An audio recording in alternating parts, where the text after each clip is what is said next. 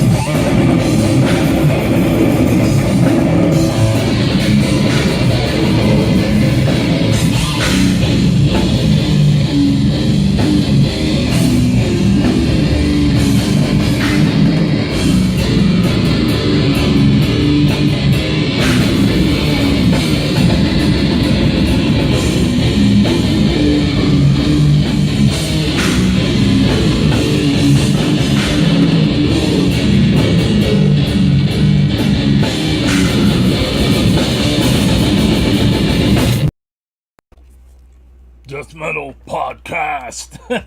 No mask included. What's going on?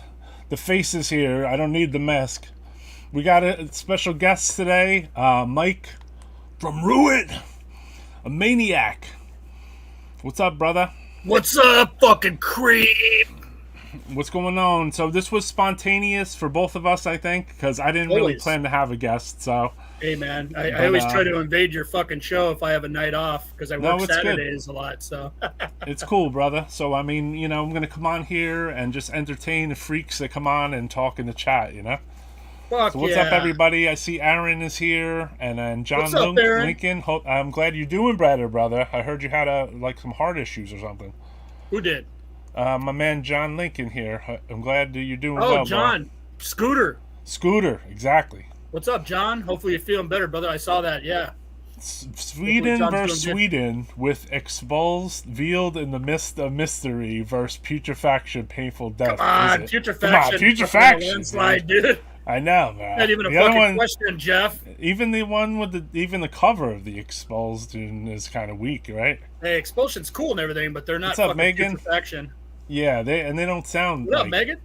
Freaking Putrefaction, that guy from Grave, I asked him, I said, how did you get the third Grave tempo to sound so low, you know? Because, I mean, obviously, that's the type of question I would ask when I'm, like, around Grave, you know? Oh, yeah. And he said that they used, like, 2 octave pedals or something like that, and distortion. Fucking demo. Yeah. And basically, Undergang and Ruin have been ripping off that demo for fucking years now. Amongst others, yes, definitely. Yeah, totally. And then, you know, but I still feel that it still has a unique sound and, you know, I mean, bad equipment and good times, you know? That's the way to fucking do it, brother. Yeah, do you ever have to bust out the bad equipment for Ruin, or? That's all we do. That's all I do, actually. But, yeah, no, the guys fucking, they got decent shit, but like I always tell them, I'm dragging them through the sewer. I always tell them, yeah, no, tune down, put the settings and disgusting fucking tones, no mids, and they're just like slow that down a little. They're like real musicians, so they're just like, man, but you know, me and David are just fucking, you know, we're fucking gutter punk fucking death metal guys, so we fucking drag them down to the sewer with us, man. Cool, yeah, you have to tell them slow down, or no, not slow down, just get fucking nasty because they're too good, you know. It's like no. Fucking simplify none of that Van Halen shit in this band. It's like, you know those 7 riffs you just played? Just play that first one 6 times. Yep. There's the song. Just cut the other 4 and just use 3. Yeah. So tonight is a special guest. We got Mike from Ruin here, the Death Cult. He's drinking. I saw you drinking off camera. I got a little jealous. You thought it was an 89 versus Swedish thing? No, why? Because the way it was titled, it was just I don't know what I titled it. I just earlier in the day, like, you don't even know who's gonna be on or what you're doing. You just kind of lay your placemat down to say, like, I'm going to be streaming later. Meet you there, suckers. You know? Yeah, well, I always fucking, you know, you're my boy, so I say, hey, if I got a free night, on Saturday, I'm gonna hit up Roy, see what's going on. Yeah, man. I mean, you know, I came off watching some of Francisco's stuff today, and also shout out to Chris Gamble turned something yesterday, cool. Birthday. So yeah, we threw an old fucking Bloodstorm show years ago. I remember. Chris, you probably hadn't seen this in a while. It was with Migos from Pittsburgh, Abysmal Fall from Rochester, New York, who asked me if they could lay a fucking a tarp down on the stage so they could vomit on a Jesus figurine, which they did. And then my boy Ralphie from Corrupture, his band played. He was in Pessimist and some other bands too. So Total Death at Hartley's, $5, and as you can see at the bottom, upcoming, Deceased. So this was, you know, that was something I just saw in my archive today. I was looking around for an old photo of Chris or something that I could show here. We did put out a tape with Bloodstorm on Necroharmonic, Cursedness of the Cinder Witch cassette. Bloodstorm fucking rules, dude. Yeah, man. Yeah. So, but happy birthday, Chris. Yeah, bro. I don't know how old you are because I didn't catch that part of the show, but I saw my man was on there intimidating me. Not intimidating. He had a blonde wig on. I don't remember what that girl's name is. But anyway. Was he on Francisco's show? Yeah. Cool. Yeah, I don't know if I saw that ad, but one of the best interviews I ever did was with Chris from Goraphobia for Extinction of God fanzine, dude. Oh, sick. Fucking, I mean, he just, you know, Chris, dude, he just went on and on and on. It was fucking fantastic. And I had to, he fucking, it was so long. He used a fucking, he sent me a cassette. And I swear to God, both night, you know, the fucking 90 minutes were fucking, he used every fucking 45 on one side and 45 on the other. It was an hour and a half interview. You had to type that shit out. I had to type that shit out. For the next, like, week, right? It was great, dude, because he just went really in depth about himself and everything, dude. The music, the fucking, the beliefs about mysticism, the, you know, he's into all that, man. He's of course, yeah. Great. I asked him on one of my shows. I said, "Could you tell us any books you would recommend?" He's like, "Oh, dude, no." Yeah, right. I'm it's like, over our shit. heads, dude. We're fucking, we're thugs. That was cool. Okay? We're fucking thugs, dude. That's New respect. Over our head. I got new respect for that. He's like, no. I'm like, fuck yeah, dude. Like, let's go. You think he's 53? Okay. I used to go to these Goraphobia shows and see Chris, like, you know, like 5 feet away, basically. Oh, they fucking rule. I think I got you said grab some flyers. I mean, I got so many. We'll go over them. I don't want to do it all now. Yeah, I was saying locally if you had something coming up, basically. Like, oh, man. Yeah. We can have, you had your boys something or other coming up. It was like some kind of, like, party. Check that out. Look at that thing. Going to the old school with this is Immortal actually Fate. The Omni up north, and that's when Immolation and Goraphobia toured together. Used a crematory fucking outline on that thing because that's from the 7-inch a crematory. Right. The record, I mean. And then Immortal Fate opened that one. Brutal shit. Is there a letter on the back of that? Because you got it like a letter? Nah, yeah, dude, all those fuckers, man, they used to write the letters on the back of the flyers. Exactly. Most Classic of my shit. flyers, like when I'll sometimes show them up to the screen, but I'm looking behind it and I see a letter on the back. Oh yeah. But yeah. Anyways, I'll bust out some more. I got a fucking ton of like killer flyers. Yeah, we don't. Ruin's got a couple shows coming up, but I don't have any printed flyers and like all the old Ruin flyers I have at the studio. So. What happened, man? Where's your printed flyers? I know. We're fucking. I was lagging. making some you know what? I flyers print them today. out. I print them out and I put them up at the studio on the wall. I had made a flyer today. There's a show February 8th, which is a couple days from now. Vader, those are your boys, Origin, Ancient Death, right? Yep, Inhuman Condition, and Ancient Death. Homies in up at Atheist Alchemy. or something?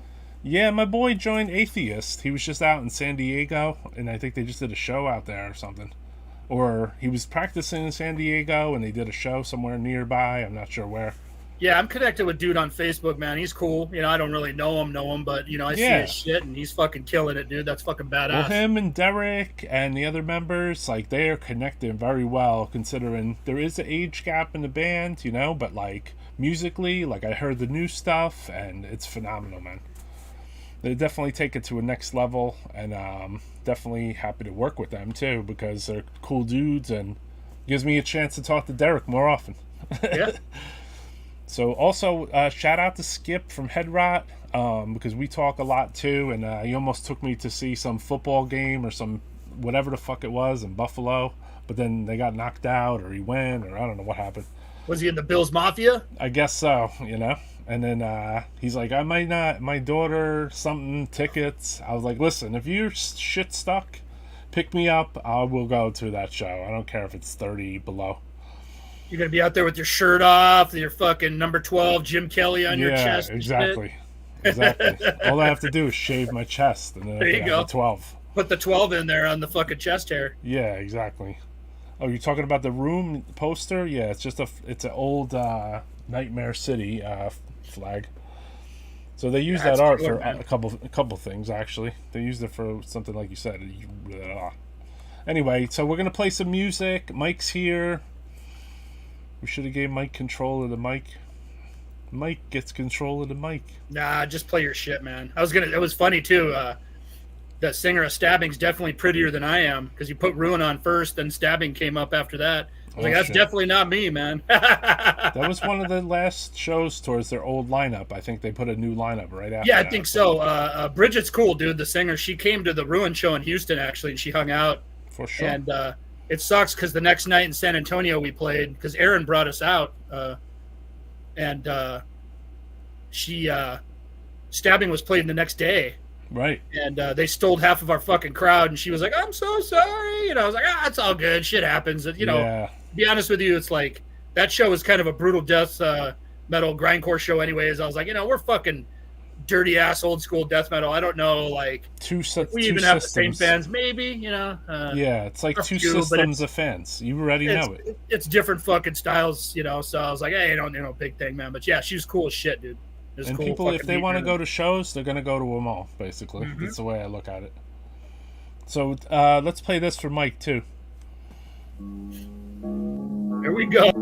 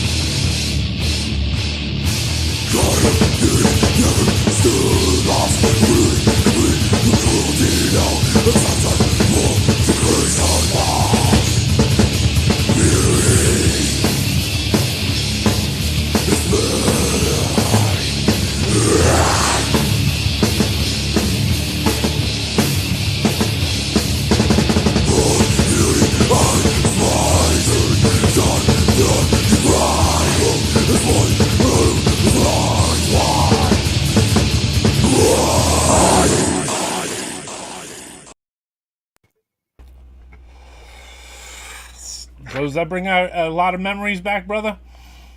You know it, man. There's Mindrot opening for Raw Power. Raw Back in the day Power, with Phobia. Phobia, Rhythm Pigs, and Mindrot. Yeah, some punk rock shit. Total August chaos. 13th, all ages. So were you in the all ages bracket at that stage? I think I was. Well, yeah, I think so. I think this is when I was pretty young. Damn, brother. Yeah, Raw Power fucking ruled, man. From so Italy. did Mindrot and Phobia too. Yeah, sounds like a sick show. And then this is a relapse fucking thing. Oops. With Morjon, Abscess, Okay. Final Conflict, and Mindrot. When Mindrot's first album came out on Relapse. The Las Palmas Theater. Any memories from that place? Yeah, it was kind of a short-lived place in Hollywood, like the seedy part of Hollywood.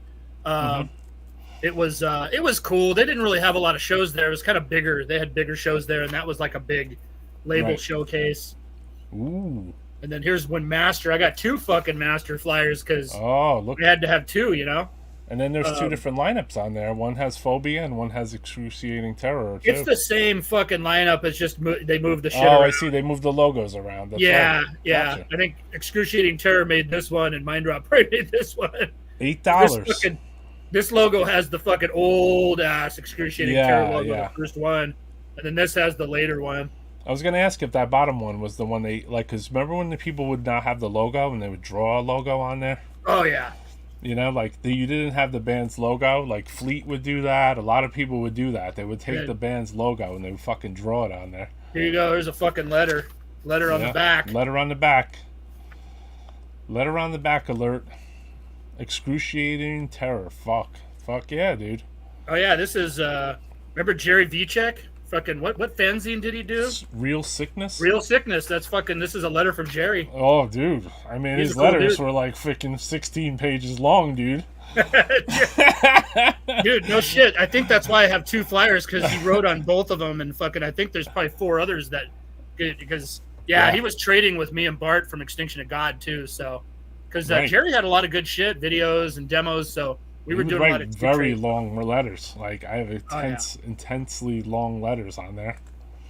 I don't want to mention what he was doing to write those long letters because he mentioned it in the letter, but definitely dude, cool stuff. He was something else. I don't know. Real Sickness was a sick zine. Yeah, Real Sickness. Yeah, Real Sickness is a great fucking zine. Like it's a underrated. digest size zine, right? And like it had a 3 or 4 color cover with like a guy who looked like a Bud Dwyer scene almost. Yeah. And then inside, I think he used the Bud Dwyer ones. fucking on one of the covers, the Suicide. Right. And then inside the zine, there was a lot of good content of like Cali bands, and then there was other shit in there too. And he was a total underground fiend, man. He knew a lot. Like, he told us about a lot of bands we never heard of, you know? Right. I think he was the one that sent us the Horror of Horror demos and like a lot of other shit from the East Coast, like in Virginia, you know, the fucking Incarnus and shit. Incarnus, fucking Sodomized, like some random shit that we hadn't heard. The Riddick brothers, remember the band they had? Yeah, Excruciating.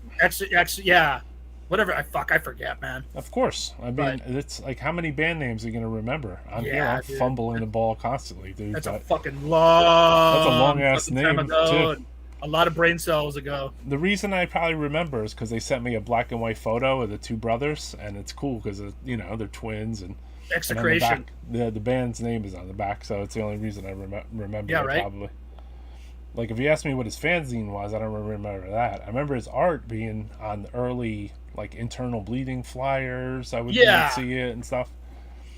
And then because I remember I was working at Wild Rags when Internal Bleeding was sending their demo to Richard and shit. So Mark was doing all their art. And I think that's how we met him. And his brother was, you know, they were distributing the fanzine and the Execration demo through the store. You know what? Like that, was probably not talked about much, but like that's two names right there that like they spread like a lot of mail. Like They internal bleeding. You could not get you couldn't get a package through like a like a trade, whether it be Europe, US, wherever, Mexico. There'd be an internal bleeding flyer in there. And Dude, Richard, same deal with Mark. His fucking flyers were everywhere, man. They worked their asses off, dude. Like Richard helped that band out a lot, but he always said like they were the hardest working band that he ever worked with. Right. Because they just say what you want about them. They work their fucking asses off, dude. So you got to respect that, They fucking worked their asses off, and I know they were a little bit different as far as that slam style or whatever. A lot of the old school heads. I mean, it's not necessarily my thing either, but nice guys, and they fucking work their asses off. So you got to salute that, man. I had my period on, period off, liking it at those times. So like, there was a time when I was like, and there was other times I was like, yeah. And as time went on, I was like, yeah. Because nothing beats the old school fucking style for guys like us. You put on those old fucking grainy ass demo tapes, and that's the way to go.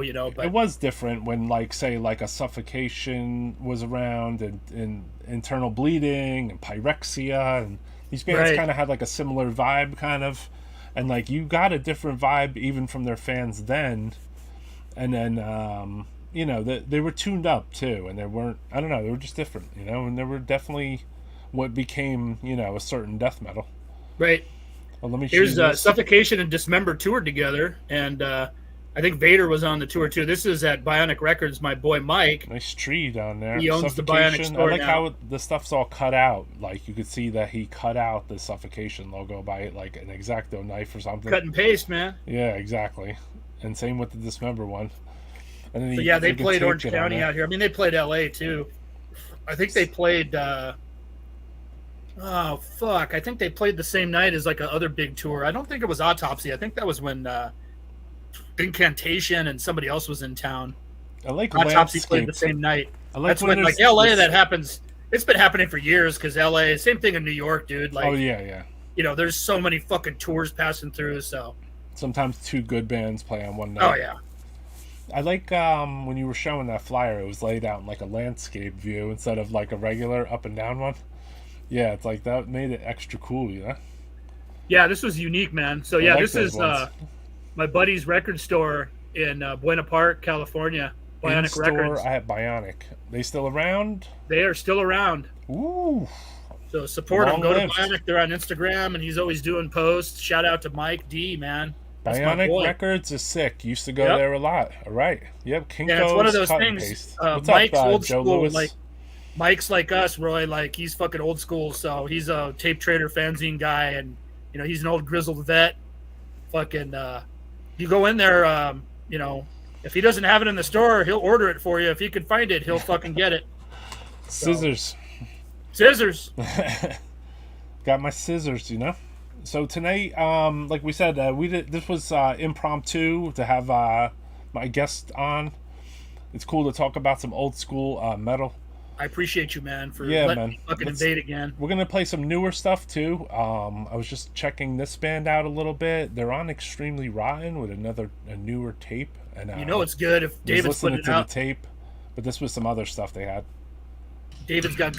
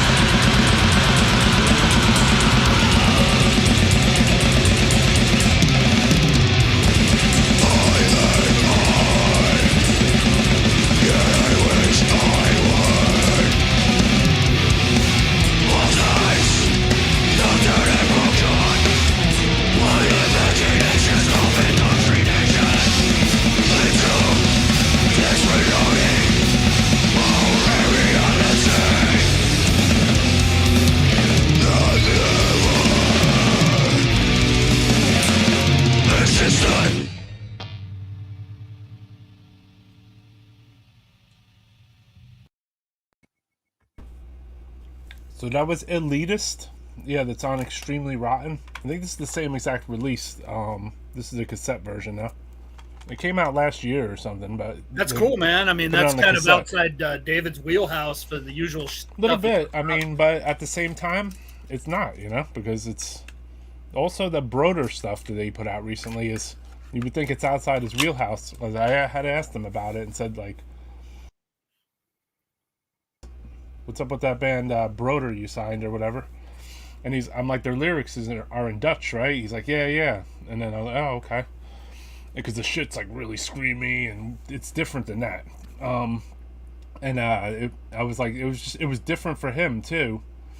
And he's like, it's a story. The whole demo's a story. And he's like, you hear those like sample type parts? He's like, they make those, you know? I'm like, oh, that's pretty like sick stuff, you know? So if anybody gets to check that out too, look it up, Broder. It's on Extremely Rotten. They sent me a package because I asked one of the members from, we made Sequestrum shirts. So I asked one of the members, he's in Chaotion. They had some like special tape they put out for some Norway Fest or whatever. And I was like, yo, nice. Can I get a copy of that, man? And then instead of sending them one fucking tape back, they sent me back 12 fucking tapes. So, you know, I was like in my fucking glory, you know? I was like, holy shit, man. Like, there's a lot of good stuff here to listen to, you know? So definitely good stuff, man. I was enjoying, you know, the little this trip down memory lane too. This is an older thing. I was using this on my Instagram promo. Oh man, what a fucking band! What a band! But yeah, that's cool. Yeah, I didn't know that he put the Shrinker out. That's cool. That's their last. He put the 7-inch out. I don't think he put this out. That's the 2-songer, right? No, this was a reissue of Wedding the Grotesque. So. Oh, okay. And they did a cassette too. Like, it's not in here because I don't know where the fuck I put it. But if I maybe during the next break, I'll go see if I can dig up my Shrinker demo. I have the last 2-song thing they did from. I think Rich Noonan sent it to me, if I'm not mistaken. For sure. What's going on, Jim Collins? You know that Dr. Shrinker demo well, I'm sure. Fuck yeah. Vacuous Depths. What's up, Austin? How's it going, man? What's up, Austin? Yeah, man. So, fuck yeah, killer band. Let's see what we got next. Fucking bust it out, bruh. Fuck all this yapping. This is from your neck of the woods and brand new.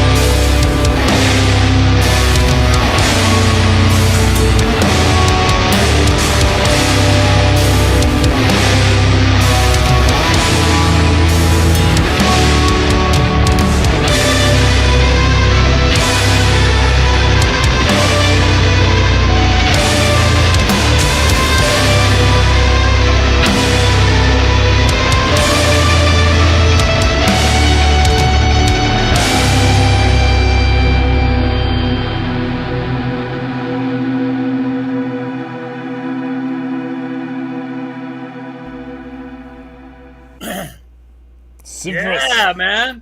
Fuck those. Yeah, man. Those are my That's their boys, new shit. dude. That's Fuck the yeah. new shit.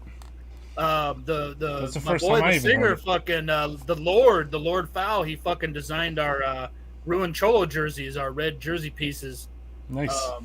I don't know, you know, those are fucking limited edition motherfuckers only for the thugs out there. I know some of the metalheads are like, what's this?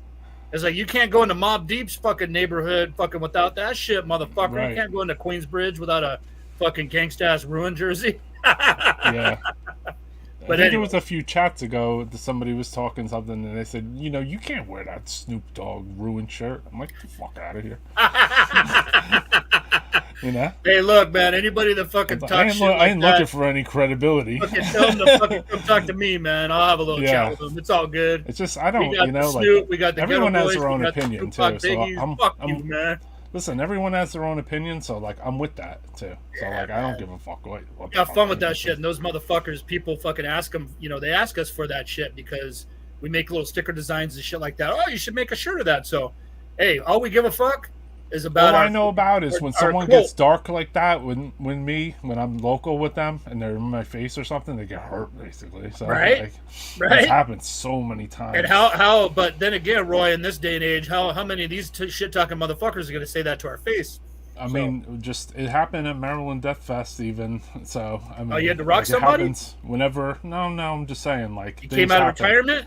Things happen, you know. I didn't, but I was with Schlack at the moment, which was kind of funny. He was Oh sitting shit! down. The mighty Shellac, the fucking death I was literally machine. hanging with Schlack, and Nobody's I was the gonna one fuck with you if you got in shellac trouble. next to you, bro. No, that's what I said afterwards. I said I didn't do that because you were here. You know that, right? He's like, no, that guy's ass was in your face. I was like, all right. Schlack's got your back, man. No, Fuck he was that. all fucking fucked up that moment. He was a little injured. I think he went through a fucking door or something. He can still fuck some people up though. Oh, he Fucking half a could've, shellac is still gonna fuck 10 fuck motherfuckers up. He knows how to body slam people through Oh, yeah. like, bars, But- not just like just on the ground. Hey, He'll throw fucking, you through the fucking what's up wall. to shellac, by the way? Since we're talking about him, what's up, brother? Fucking Yeah, proud I of also you. Schlack. He's We're an showing old a school flyer. homie, dude. Fucking, I'm very proud of him, man. He's a legend now in wrestling. So I was just showing an old flyer of the show we did with Gruesome Stuff Relish, The Day Everything Became Nothing, Waking the Cadaver, and I saw Call the Paramedics was on there too. So I remember. I think that's the that's show where we the met him, mics- dude. Like Yeah. when Gravehill played Murderfest here in LA, Call the Paramedics played. Schlack had like a fucking 5 foot tall fucking mohawk, dude. Fucking, they were badass. He was stapling his fucking forehead and shit, and stapling money to himself. we were stapling money to his throat and his chest. Oh, dude, it was fucking nuts. Yeah. Fucking, we were instant fucking homies that weekend, dude. Getting We were like, us oh, to yeah, we staple fucking- money to him. Fucking, we definitely. Man. He's like, here, staple this to me. I'm like, what the fuck? But yeah, fucking Civerous, dude. Those are our fucking friends, man. No disrespect to them, but those are good kids, you know, because I'm an Yeah, old man. So and they're I say, cool. "Those are good kids." I'm giving them. The one guy headlock didn't look shit. familiar to me. He must have got a haircut or something. We played a show with them last year. I think Grave Infestation was in town from Canada, so Nice. Alvin from Elegy Assemble fucking pulled together Civerous and Mortal Wound, and both of those bands, they're both up and coming death metal bands, and Civerous is going to blow up with that $20 album, and Mortal Wound's going to blow up too, man. So we're proud of them, man. We're proud of those kids, and There's you know. another thing going on in Cali, Mike, and I'll ask you about it afterwards. So I want to Yeah. play a little piece right here, and then maybe we Sure. can talk about it. you got it.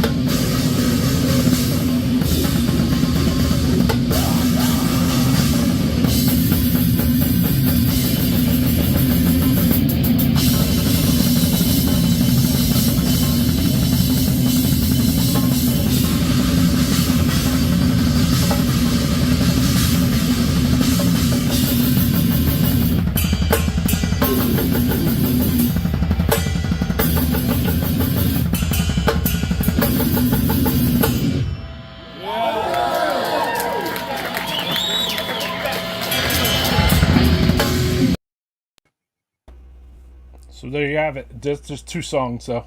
Sulfuric, man. Sulfuric. Yeah, man. Tell me about them, man, if you know anything. I don't know much. I know that dude is in a fucking fuck ton of bands, and fucking he's a grinding maniac. I don't really know him. I know we know each other, obviously, man. Yeah, he's been around. I've been around. And then my buddy Ivan is in a few bands with him, Morgue Breath and shit like that. Right. Fucking Ivan's a fucking maniac too. He's in the Men's Toilet, Morgue Breath.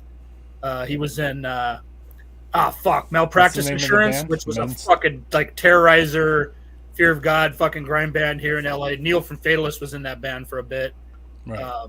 Malpractice Insurance was actually fucking my favorite shit that Ivan's done, but Ivan's like the grindcore version of me, man. He's in a bunch of fucking bands and projects and gets a lot of shit going on. So, right. But it's all grindy stuff, and he's always touring Europe and Japan and shit because he's got these 2-man bands and fucking international shit. So he just flies out, fucking rehearses for fucking 30 seconds and fucking does 30 seconds.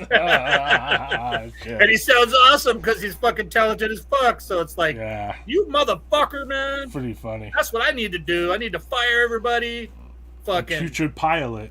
I got a putrid pilot, dude. Do this shit by my dude. Nah. I don't think anybody needs to see that shit.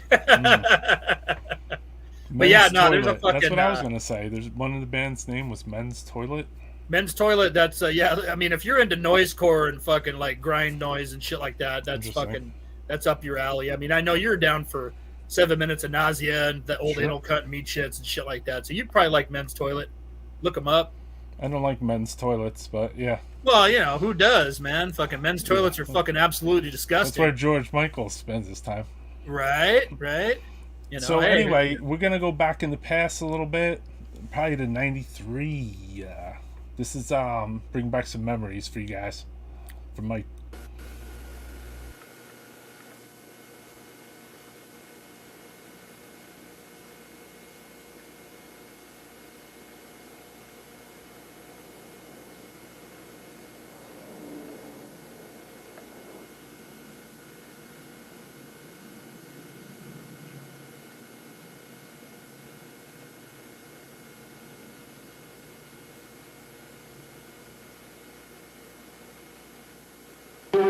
Show for us, man. Long time. Good. The song is called Turmoil. It's on the second album.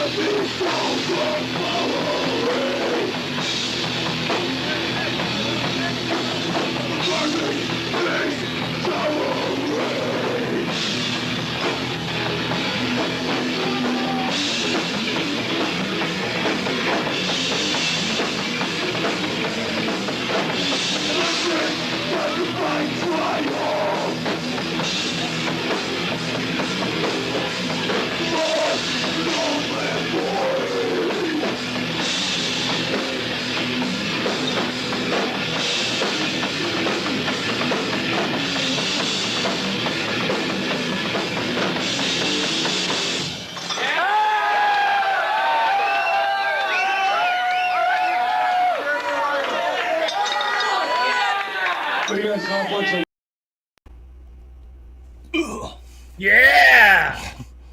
That was fucking brutal. Gotta love Righteous Pigs, man. Gotta love it, man. I found it. Pre-napalm.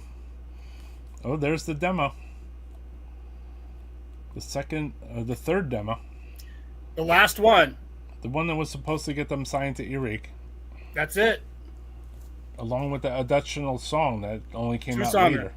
Yeah. Germ Farm, man. That song rules. So they Tried to did. turn it into rules So too, but Earache decided not to sign this demo. Which is Digby crazy. passed on fucking Dr. Shrinker, man. That's when he displayed what a poser he was. You know what though? It came out on Necroharmonic, and it looked like the album. It felt like it because it was Wedding the Grotesque started it. So you know what I mean? I know that like the album would have been. They probably made way more money off of fucking Necroharmonic than they did on Earache. Maybe. I mean, I don't think we made many, but I think that I got the name out there. Although when I first started putting it out, people didn't know what it was because they were a little intimidated by it because it was called Dr. Shrinker, so they didn't know it was a death metal band. This is a bootleg we made Cafe. back in the day. We were slanging these a little bit. This is when this is the Slang. clandestine tour at Spanky's. LG just rejoined. Okay. Remember when Nick A kicked him out? Yeah, sure. I mean, I got to see Nick A on the East Coast here, and there was no LG. Yeah, when it first LG came fucking through. played the Riverside show. I think fucking they let him back in the band. Fucking, we did a soundboard of that shit.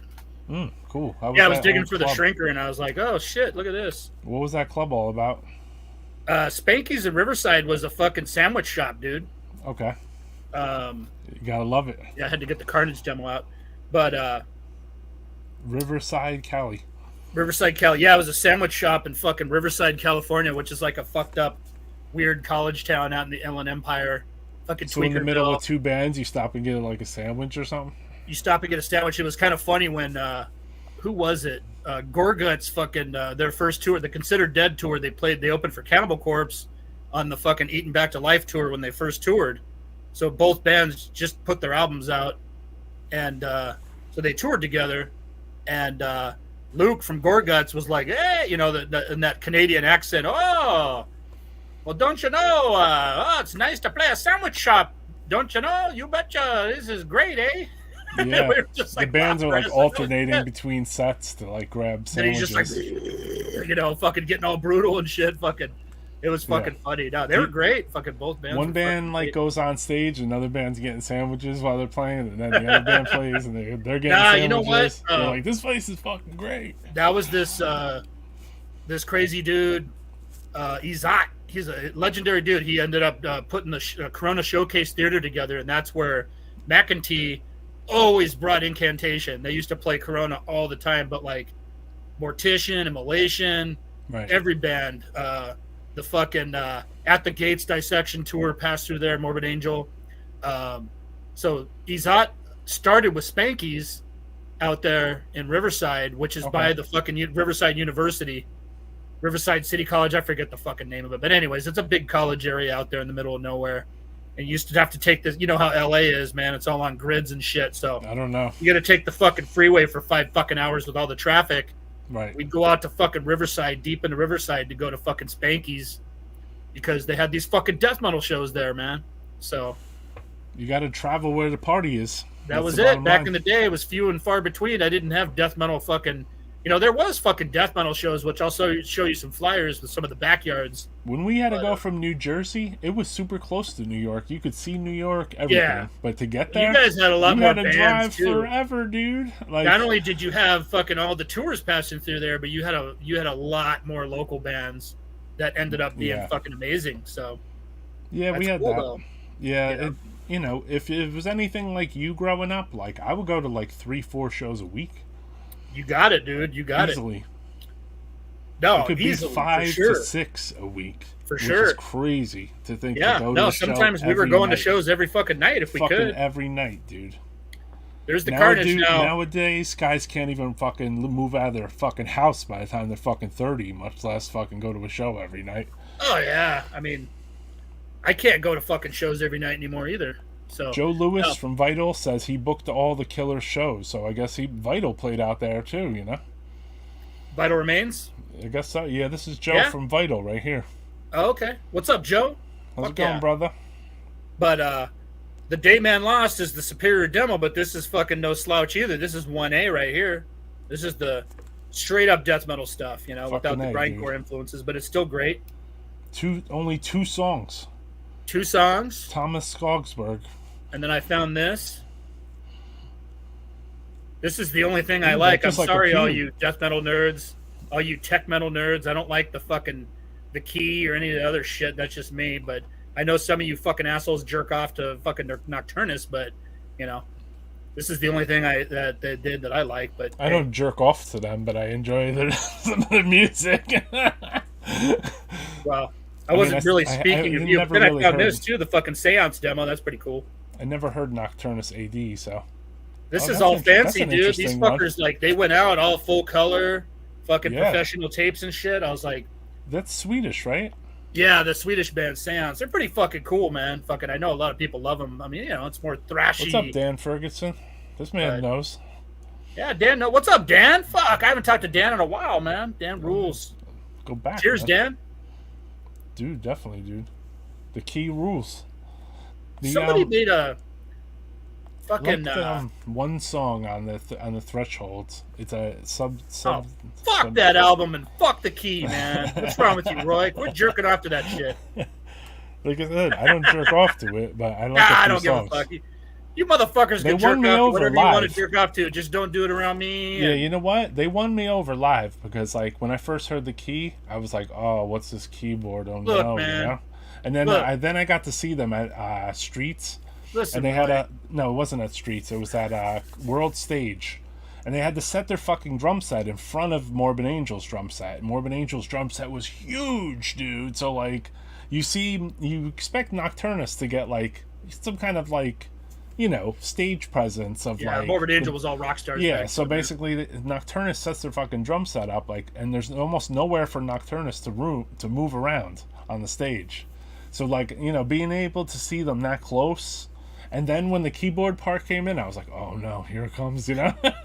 But as that soon guy as it used to came in, I was headbang. like, That yo, guy man, was this like sounds pretty 6'10". fucking dope, dude. You know. That guy was like a white basketball player. He was like all tall and fucking shit, towering over everybody. Fucking.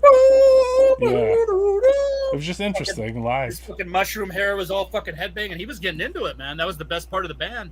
They were interesting live, man. They were some Nah, next man. level You shit. know, the thing is like that Grind Crusher tour with Napalm, Godflesh, and Nocturnus was supposed to be Napalm, Godflesh, and Bolt Thrower. Exactly. But the OG one that hit Europe and England and shit was like Napalm Death, Morbid Angel, Bolt Thrower, and fucking what was the other band? There We was had four. like 2 different iterations of it, I believe. was There was like a Napalm, Nocturnus, Morbid Angel, Morbid Bolt Angel. Thrower, and what was the other big band back then? I don't, Godflesh. No, it wasn't Godflesh. It was another fucking death Carcass. metal band. Yeah, Carcass. There you go. Duh. Yeah. Fucking Carcass. But Carcass had already played here with the Death Tour and Pestilence, so I think I have that flyer in here somewhere. Yeah. But so when Bolt Thrower fucking got pissed off, let me see. Wait a minute, real quick before you. I So found the Bolt Thrower flyers. that I old got flyer too. with the bolt thrower on it, they didn't play it? Did they play that? Yeah, what a weird fucking show this was. So I the have same one of guy those. that did Spanky's fucking did this show too. This is when Bolt Thrower. This is basically the Realm of Chaos tour, but Uh-huh. they hadn't come out with War Master yet. But they were playing a couple songs from War Master. So, They played on this coast as well. oh, okay. So yeah, And they then this played is in the other Staten Island flyer. in '91. There's another flyer I found at fucking Bolt Thrower. That's, And, maybe that was no. There's another one. Blasphemy. Blasphemy actually was supposed to play, but they couldn't get across the border at the time, and they still can't in the United States. Right. So, but Mindrot and Nausea, Oscar Garcia's Nausea, fucking, they're not on these flyers, but they actually played that show. The whole thing was a mess. I think that's why Bolt Thrower was so pissed off at America at that time, and that's why Nocturnus fucking ended up playing that Grind Crusher tour. So it was kind of disappointing, but hey, Napalm and fucking Godflesh were fucking amazing. So. Yeah, Godflesh, bro. I was very. Dude, Godflesh pleasantly fucking stole the surprised show, man. People by don't them. realize, like, they were so fucking heavy. I mean, don't get me wrong, Napalm was amazing, but Godflesh were just fucking legendary that night. They fucking played last. Half the crowd left. Right. I was fucking stoned off my ass. Fucking, they had fucking Broderick fucking threw the fog out there. They started off with fucking Love is a Dog from Hell. from the Pathological compilation. Yep. Dun, dun, dun, dun, dun, dun, dun, dun.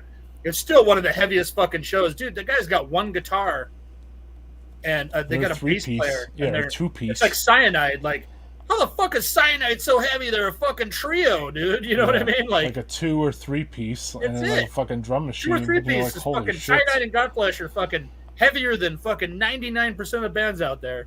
I know. It was confusing. They linked it up well, so it was like it would just blow your fucking socks off when they Yeah, saw they it just all know the live. sound, dude. They fucking know what to use, how Good to fucking sonics. play it. They're just masters of the craft.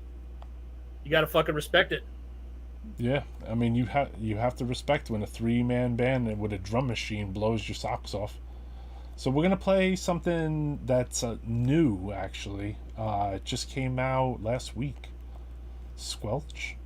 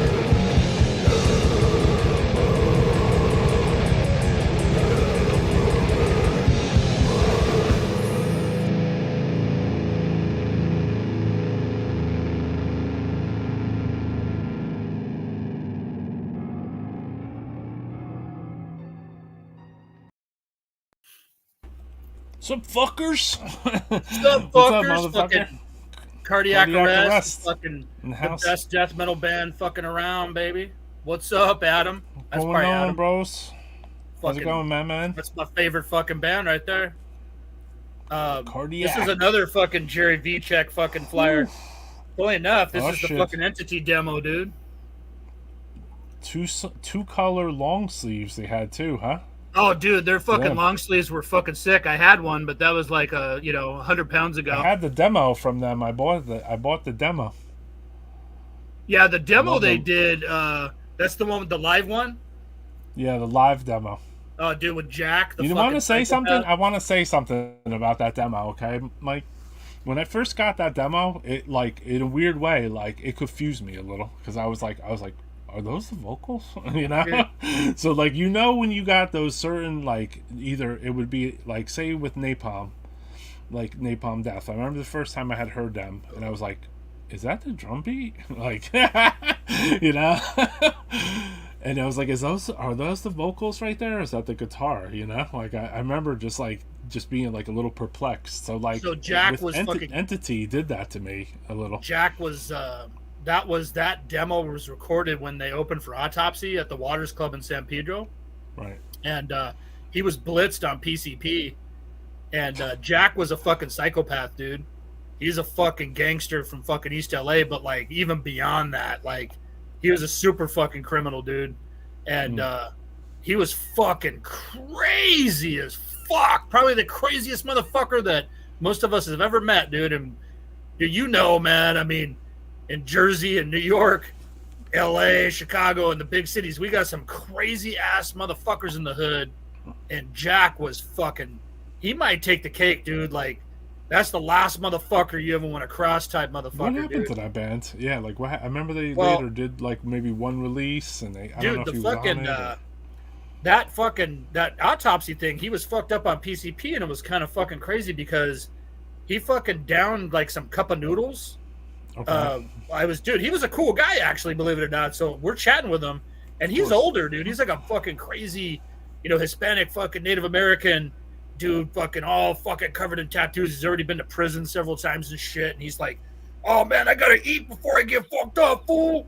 So he fucking downed some cup of noodles that fucking someone gave him, and then he fucking smoked some dust. So that's what you hear on that fucking demo. And true story, Oh, when Ruin first started in fucking 90, I fucking show up in a Demolition long sleeve to practice, right? And we're trying out a new guitar player, this dude Dave. And right. Dave's all, "Oh man," we called Dave dude because he always said, "Dude, hey dude, what's up, dude?" This and that. He was just a stoner, but he was all into heavy shit. So he played guitar and shit like that. So we got him in the band. But he's like, "Oh, dude, I saw that band play and they played this show, but I wasn't too happy." I was like, "Why is that?" He's like, "The fucking singer of the opening band puked on my fucking head." And I guess he was like, he was eating cup of noodles that night and it fucking was disgusting. So Dave was up front when Entity played and Jack fucking puked on fucking our guitar player from Ruin. Wow. That's crazy. But the fucking interview I did vocals with sounded Jack, like they had to put an effects pedal between the vocal and like the regular. You know what I mean? dude, like the amp fucking or whatever, you as know? far as Jack goes, there was no effects on his vocals, dude. That was just pure. Ooh. Damn. That's crazy. But I can't even do it like he did it, dude. And even Yeah. Oreo, the singer on the next few releases, which Oreo was actually better just because he wasn't all fucked up on PCP. He wasn't fucking a master criminal, fucking always going to prison and shit like that. Because I did an interview with Jack for Extinction of God, and it became him interviewing me, dude. I was like trying to talk to him and shit, and we were over the phone. He's like, "Nah, fool, let me ask you something." I said, What time have you done, fool? I've been to Tehachapi, I've been to Blythe, I've been to fucking Folsom, I've been to fucking..." He's naming off all these prisons. I was like, "Hey, Jack, man, fucking, we're talking about death metal and shit like that." "Nah, fool, but, this and that." Dude, it was fucking... Yeah. Dude, Jack was... I think that fool's dead now. Fucking, he actually led the fucking cops on, like, a high-speed chase at one point that was on television and shit, and fucking started fucking doing a shootout with him. I don't even know if that fucker's alive. Later... he fucking showed up to a backyard in East LA and fucking stabbed the guitar player, Oh, shit. because he was locked up, and they got another singer because, dude, Entity was the shit, and they were gonna get signed, dude. There was like Relapse and fucking Roadrunner and fucking, no joke, dude, fucking Metal Blade. There was a bunch of fucking labels looking at that band because they were just devastating live. They were devastating. Dude, they must have saw him live because the recording of the demo was horrible. That demo is not great, dude. I'm telling you, if I'm gonna make you a It was copy of the bad in a rehearsal good that I way. have. The thing is, it was their bad. 1991 rehearsal that they did, Uh-huh. which I think, you know what?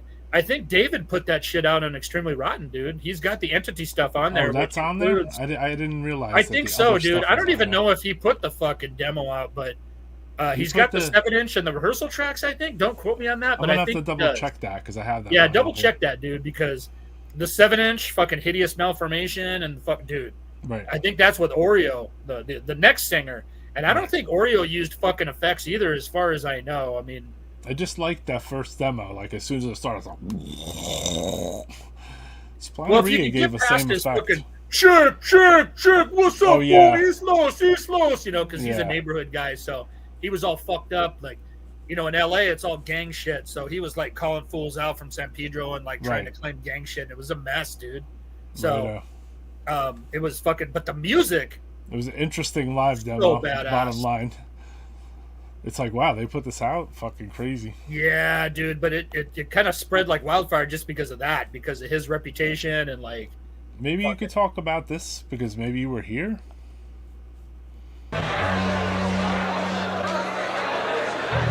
Hey, cut that out. This ain't no disco party. All right. Turn off the lights.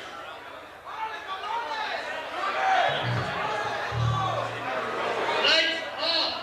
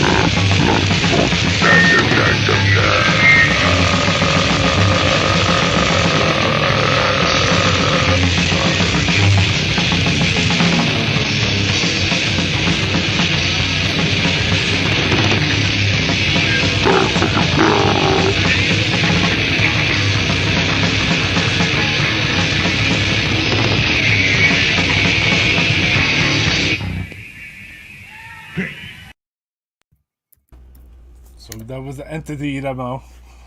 Let me. I'm gonna send you a better song to, which hey, that was fucking You're gonna brutal. send me a link?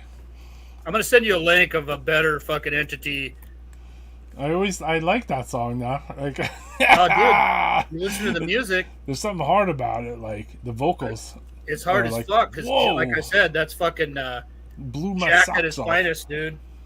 And what about that Excruciating Terror? Were you at that old ass show from '93 or so? You bet your fucking ass I was there. I was at every fucking show back in the day. And that's Frankie Nux from Stapled Shut on guitar. Cool. He's in a bunch of bands. Fucking Frankie, he's still around somewhere. He's got family and shit now, but he got all gangster for a bit, went to prison, but yeah, he's fucking chilling now. He was in Despise You too for a bit. Okay. Yeah, they were sick. Despise You and Stapled Shut. Yeah, Excruciating Terror. Dude, there was I got some old flyers to still show you guys. I want to make a plug too, if anybody didn't watch it. Last week, I did a show just about grindcore. So this was it. This was the grindcore edition. I saw that, man. I haven't had a chance to watch it, but I was so definitely if anybody's interested, I stuck pretty much to like what I would consider like the grindcore that I grew up with and that I listened to. So like obviously there's like a little bit of a harder edge to it, but I did play some like Crossed Out, and I played some like like some stuff that I thought was relevant to like grindcore, like Siege and a lot of stuff. I love Siege. Yeah. So this is an old flyer that was at the fucking legendary Gazaris. Wow, Gazaris. And where Black Flag would play. Fucking Excruciating Terror. The logo Demise fucking ruled. Remember that fucking 10-inch? Silent Scream, Demise. Yeah, the 10-inch. Brainstorm, Catalepsy. I remember them. Entity. Carcinogen. That's fucking Dino from Dystopia. Annihilation. Catalepsy. War Dance. War Dance. Yeah, they're horrible. Factor. Yeah. Cancerous Factor was like a Godflesh type band. That's my boy Raul. Fucking Demise, though, dude. Fucking Demise was fucking badass. Yeah, I remember them too. I had Entity, all this stuff through. I feel like I had all this stuff through Enrique. Like he would give me a lot of stuff. Enrique was one of the godfathers of fucking LA. Him and I we go way back, and we always rag on each other. We call each other Cherry Street and fucking Jersey Dog and shit like that because fucking his history with Richard C. I always call him Jersey Dog because Richard put out the Jersey Dogs and shit. Okay. Thrash Ranch, but no, man, I love fucking Enrique, man. Fucking, I've known him since he was a youngster, and I was a youngster. I was going down to Southgate when I was a kid because my mom's from Southgate, so I used to go down there and fucking hang out. Met a lot of fucking cool heads, and that's where the fucking sadistic guys. That was the kind of headquarters. Rick and Bay are from Bell, which is next door, right? And then there's like Southgate and Linwood. And there was a lot of fucking brutal shows, backyards and shit, in Linwood and Southgate back then. So that's where I met those guys. I think they were doing a backyard in Linwood. I think it was like Sadistic Intent and Demolition, back in the day. This is like 89, and then they both started opening for, because Sadistic was like, they were doing fenders and shit. Let me see if I can find oh yeah, here it is. This is a legendary fucking show. This is Sadistic Intent. One of their fucking very first shows, dude, opening for that brutal tour. Opening up for Destruction and Cro-Mags at Fenders. Special guests to be announced. Yeah, I think fucking Running Wild was on that show, dude. Don't be late. The Running Wild was on the tour, and Running Wild's cool and everything, but yeah, they got booed and fucking shit thrown at them because that was a rough crowd. Silent Scream had artists such as Morbid Saints, Sepultura, and Sadistic Intent with special guests again. This was Beneath the Remains. Before it December even came out, 1st, they came down 89. here. Yeah. They played in New York around that time, too. I didn't realize they played both coasts. This show didn't even happen, though, sadly, because Fenders fucking shut down. Suspenders. Isn't it bugged out when you have a flyer of a band, either like one band didn't play, two bands didn't play, or like the show didn't even happen, but the flyer still exists? It's so sick. Right. Yeah, this one. I have one of these flyers. It's yellow like that, too. Yeah, this is a Richard C. Okay, that's a Richard C. special. Yeah. It has the sadistic intent ad on the one side, and on the other side, could you flip that back over, brother? Yes, sir. It's at Autopsy, Sadistic Intent, Immolation, Demolition, and Entity at the Waters This Club. is the fucking show that... This was the one that made it on the record, the Mexican LP. This is the fucking show that... this is the Entity demo that you just played. That's the fucking show. I knew it. That's their debut show. Yep. Holy shit. Yeah, and the Autopsy, you want to know something? You know that Autopsy that's on there? I put that out, actually, because it ended up on a double live. Oh, okay. On Dead as Fuck Autopsy. So that was from the Waters Club. This is, yeah, dude, Autopsy at the Waters is fucking legendary. They were so good. That's Morbid when Angel, Steve Cutler played bass.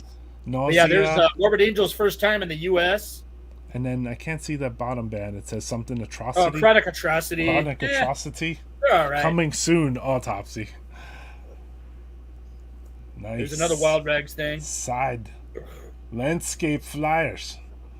But yeah, fucking... Black. Back when we could use black ink with no hesitations. Autopsy. Yeah, we didn't care about toner back then.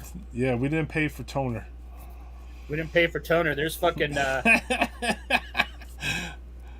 Morbid Angel, Entombed, Unleashed, and Sadistic Intent. And tickets available at Wild Rags. No age limit.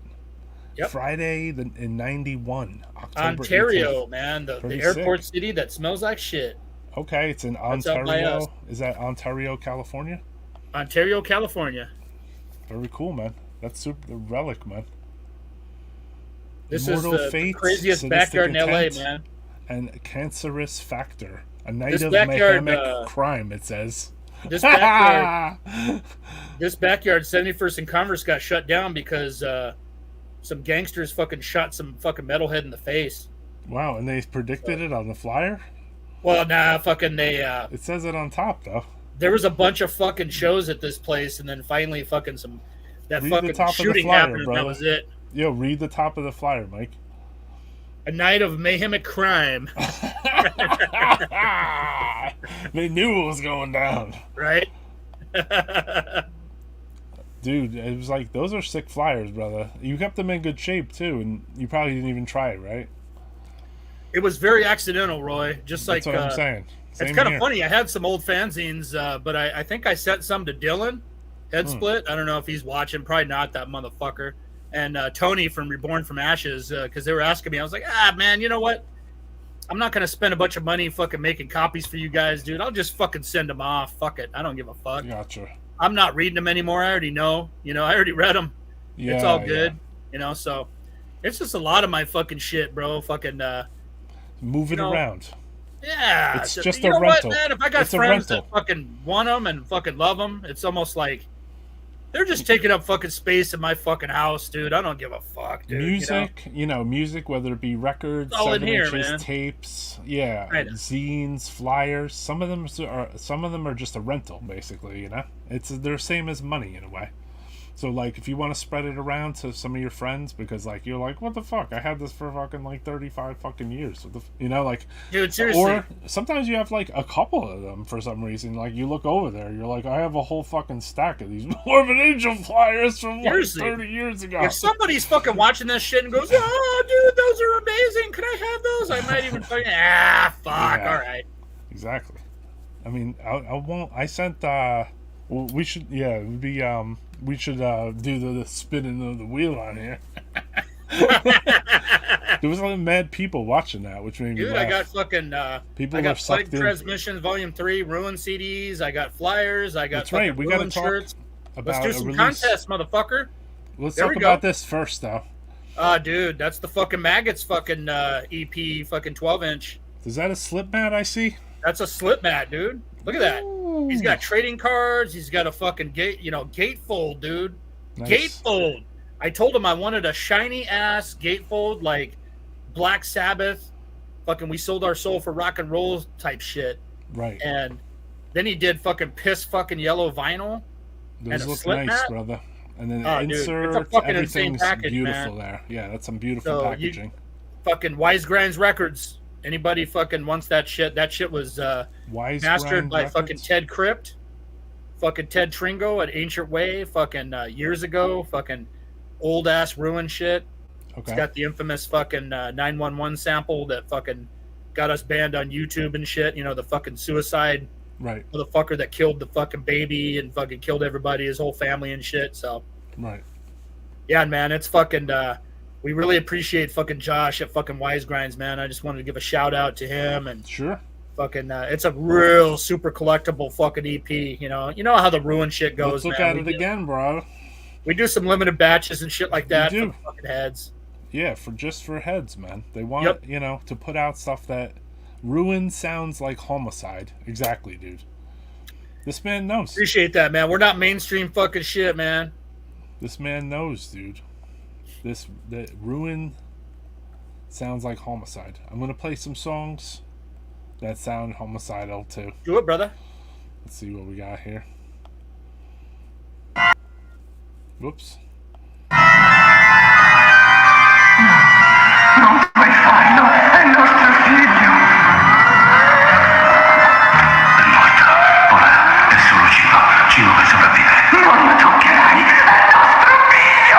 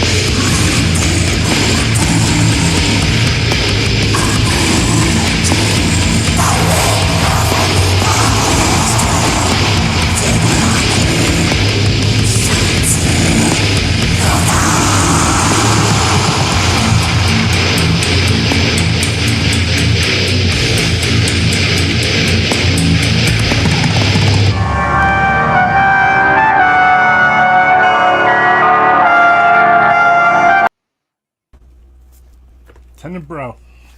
So pretty brutal. Dude, that was fucking brutal, man. Rototoms. I like the electric. Dude, that's some Dentor from Creator type shit right there. Those some crazy those big electric rototom. You can never So- have enough fucking rototoms, man. I want to play this Entity though, where we're still on the subject. Oh, dude, please, because I want to talk about them a little bit more. All right, Just yeah, a little let's do bit. that.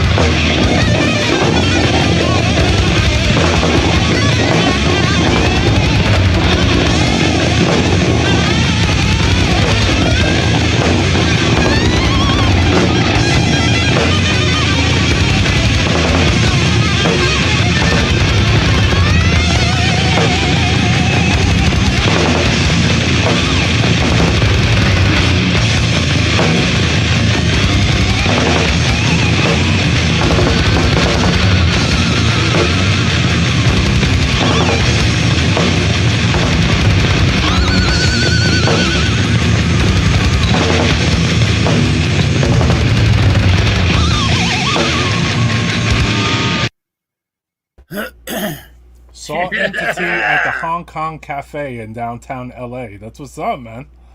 Oh, shit. What's up, Ramiro? Fuck yeah, dude. Fucking Ramiro's OG. OG. There's the tape. There's the tape we're talking about. The Yeah, legendary yeah. Vomit performance. I didn't With the prepare for PCP and the tonight cup to of be... noodles and fucking crazy ass Jack. I didn't prepare tonight for me to OG on this subject matter, but I'm glad we did because it's important. This is one of. Oh, look at this. This Demolition, is another fucking connected Entity. show. God damn.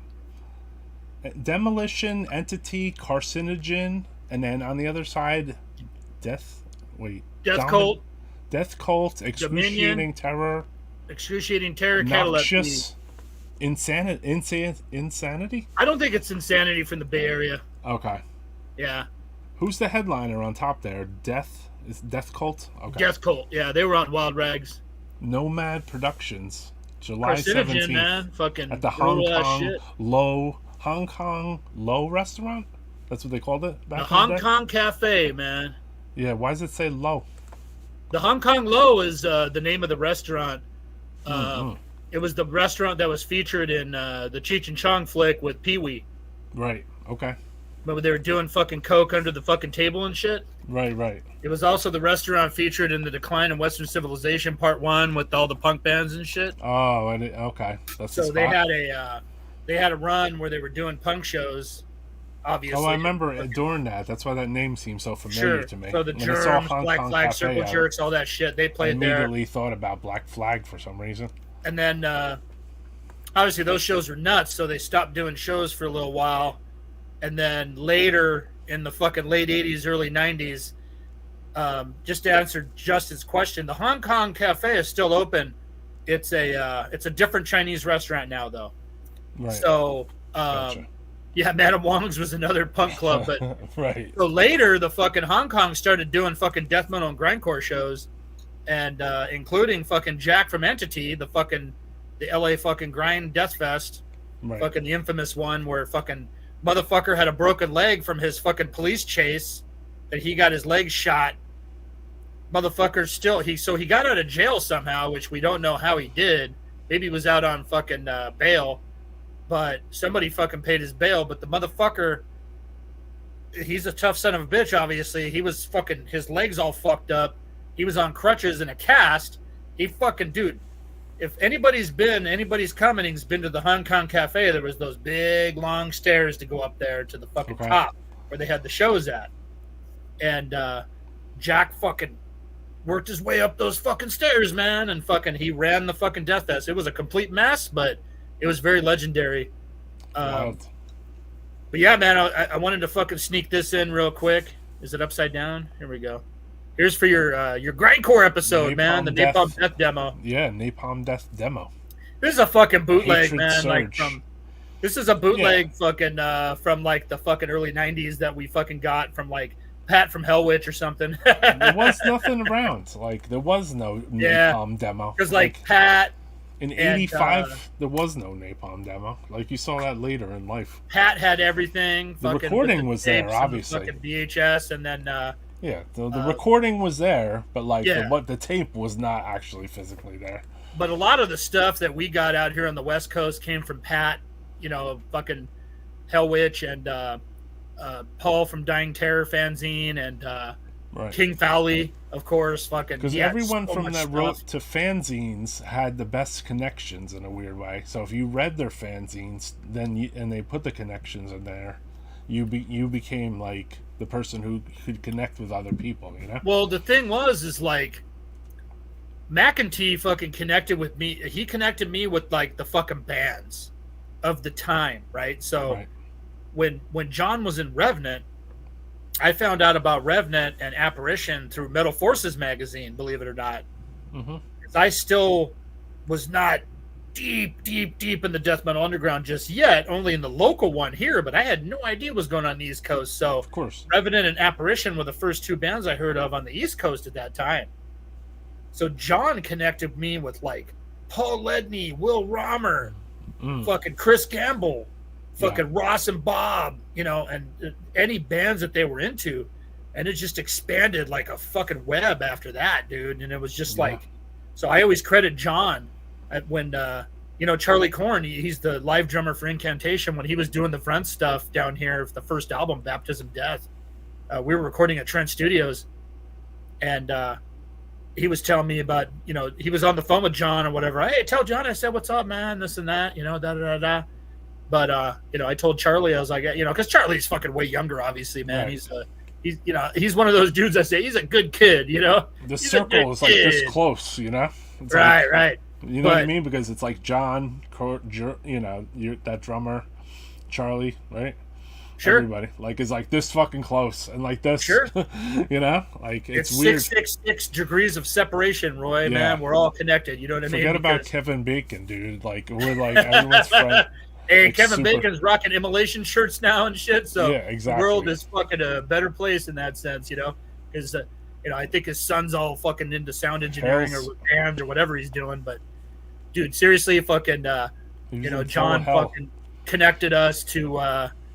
He connected me personally to a lot of the heads, and that's where I met King Fowley, and I met fucking Alex Books, and fucking Chris Gamble, and fucking like I said, Russ and Bob. John McAtee connected me to a lot of people too. Brian Working and Ex Mortis, and fucking started going down to Virginia, and then I started going down, down up and down the coast. Sure. Fucking it was fucking sick. Then I started going over to Pennsylvania, and started fucking connecting with those cats over there, and it was over after that, man. It was like, holy shit, man. They're more tuned down. Wild fucking shit. Vital Remains? Are you kidding me? Like, this is fucking brutal, man. Or like Rotrevor is like tuned down. Rotrevor, that was right? Their first shit was the fucking the epitome, right? So literally, they were the epitome of heaviness back then. It was like there was nothing heavier at that point. Like your radio would be like shaking. You're like that was the only. It was like Rotrevor, Morjon, the early Morjon stuff, Mindrot, and Finland. The heaviest shit you're ever going to hear, right? So it was Dercada demo. Dercada, fucking. That demo was like right, yep. But you knew what was going on, baby. Yeah, Necrophagia LA, baby. Necrophagia LA, what's up, baby? Fuck definitely, yeah, man. I remember them. Fuck yeah. I listened to that old comp It all track. began with a Twisted Dream, dude. That fucking demo fucking rules. I used to listen. We're talking about Enrique, man. Enrique from Sadistic and Lurking Terror. He swears by that demo, dude, because I know when he was coming up, that was the band. You know what I mean? Like, what about this band? I would like to play this, my brother. Play it, man.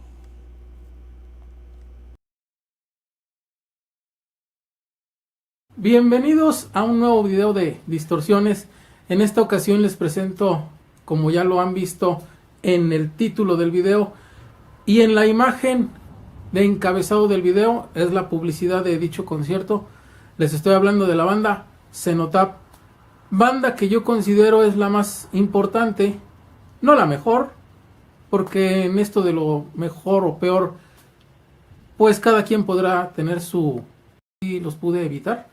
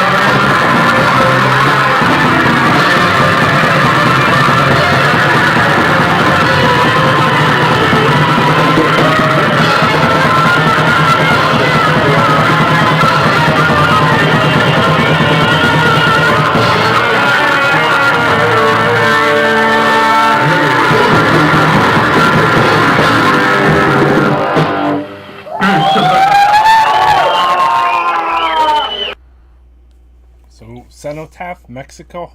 Yeah, I just sent you a flyer. Old show. Old Yeah, show, that's man. the old days, man. Because Yeah, because they were playing. they got way really, heavy. I mean, they were awesome in that fucking performance, but a really old song. yeah, for sure. No, they were great, man. But nothing beats the demo and those 2 7-inches. That's what I'm saying. Like, it's like the old stuff was the best. I didn't. One of the even heaviest listen to bands them ever. After the first record, I never listened to them again. That Tenebrious. Oh no, that first record, fucking. Yeah, even that one at first when I heard Even it, that one what at the first, fuck? dude. Like Yeah, it's like, kind of like kinda I know. Hey, listen. Threw me off guard, but I was like, I know this is something gonna crazy fucking. here. This is gonna fucking affect a lot of pussies of the fucking. A lot of vaginas of the fucking nerds out there. They're gonna get So- fucking pissed off, but Into I the want to show this Grave. flyer, brother. Into the Grave is fucking inferior to the Anatomia demo, man. I'm sorry, fellas, ladies. Yeah. So, Mike, you got the Plague Transmissions 3 is out now, 2-disc special edition. On Is GoThrone. Aaron still on here? So let me take off the ticker. Yeah, man. Go Throne Records, buy it, or support Ruin if they have it on their Bandcamp. There's the actual jammy. No, fuck the Bandcamp. Go fucking buy that shit from fucking Aaron, man. There you go. Look at this shit. Let me give you a... There's the flyer right there. This fucking compilation is fucking sickening, man. This is my shameless fucking self-promotion. Don't be shameless. Who cares? I mean, it's cool to. I don't give a fuck. I mean, we promote make your Snoop band. Dogg shirts, What's wrong bro. with and promoting fucking your band? The same fucking wimps fucking get all pissed off, apparently. I And mean, fucking I don't. talk shit. I don't. That's why we do this. No, that's why I love you, man. I want this to be, and the people that chat in here all love each other, man. Hails Look to at that. Go Look at that. Throne. Double CD, man. Double CD. Double disc. Double bubble. Double bubble. Double bubble. Double bubble. 2 discs for the price of 1. Oh, okay. No Hey, doubt. inflation, motherfuckers. It's a little bit more expensive. Blood Hey, Harvest. Josh knows what's up. Fucking, Blood Harvest. Yeah, sick. Blood Harvest was a good label. I've heard Cenotaph when Obituary was wearing a shirt, cause of death, inner photo. probably Cool, when man. Cenotaph played fucking Mexico, man. Fucking, Cenotaph fucking rules. Yeah, man, I they sent you that always think- Cenotaph flyer. We just recently played with them, dude. Oh, you did? Hold on. I didn't grab I that. sent you the flyer. I got the one. Hold on a sec. You quick on the draw. Enrique bro. did the show, too. Oh, this Enrique show. did the show with his wife, Wait a second. This is another Emma, show. Jesse Pintado's wife, sister. Yeah. So, One yeah, sec. Enrique and Emma fucking put the... I put Lurking Terror on one of the episodes here. We're doing a show with Lurking Terror in April. Uh-huh. Cool. Yeah, Enrique popped in the chat. He's like, play Lurking Terror. I was like... Fucking Enrique, man. I think I threw like a flyer or something. Or no, I found the download of it. Like, I was on for a long time. So this... Good. Wait, this was the one we were talking about. Cenotaph, Ruin... Here we go. So, yeah, Enrique sang for Cenotaph at that show, and I think, he's doing their Phobia. vocals now, so... Yeah, 'Cause, Daniel moved to 23. Chicago. November 2023, you couldn't expect to see something like this, where you have Cenotaph and Phobia with Ruin, Pessimist. They're from out my way. Well, yeah, Kelly's based out here now. Oh, now he is? Okay. There we go. Ruin, That's the show I was telling you about earlier. It Manifestation, was Civerous. Civerous. That's the video you played. Cool. Now, we're proud of those dudes, man. Like I said, fucking Lord Fowl, fucking, that's our boy. Fucking, they're good. Like I said, they're good kids, man. Good dudes. Where are the shows at in April, Mike? Let me send you that flyer, actually. I just sent that motherfucker out. We're playing a big festival in tribute to Yeah, let our me boy play a from song, Yadira who passed and away we'll last year. Upload it after that. Let me see. So gotta get to my guys flyers. on the chat, check out this band because I've been listening to them hard.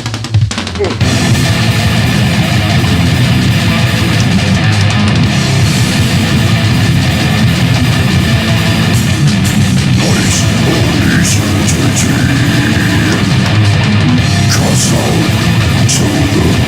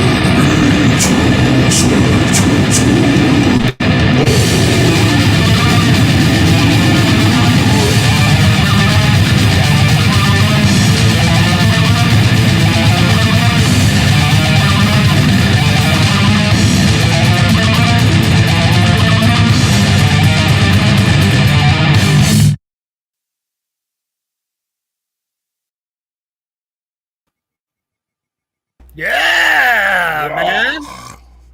There's some fucking sick shit going on in Denmark. There's a lot going on there. Hey, Hold on a that second. band reminds me of fucking some like 90s shit, you know, like the fucking.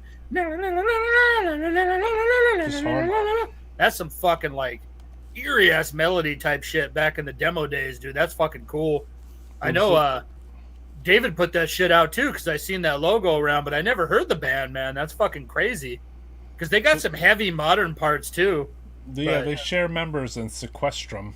Okay, yeah, that makes sense, man. But nah, fucking, like I said, David knows his fucking shit. So, yeah, man, I know this fucking show, it's a local thing that we're doing fucking in tribute to Dave from Yadira, man. It's a local doom metal band. Fucking, you know, kind of stonerish, but fucking badass, dude. They've been around forever, and they just, local heroes. He passed away last year. So, right. And, Crematorium's been around forever. It's not everybody's cup of tea, especially with death metal or whatever, but that's our boy Dan Dismal. He does a lot of the shows out here in LA. Right. So been doing fucking shit forever. And this is local people doing shit with other local people, basically. This is local friends fucking being thrown together in a crazy ass fucking basically a festival to pay tribute to Dave and Dan, you know.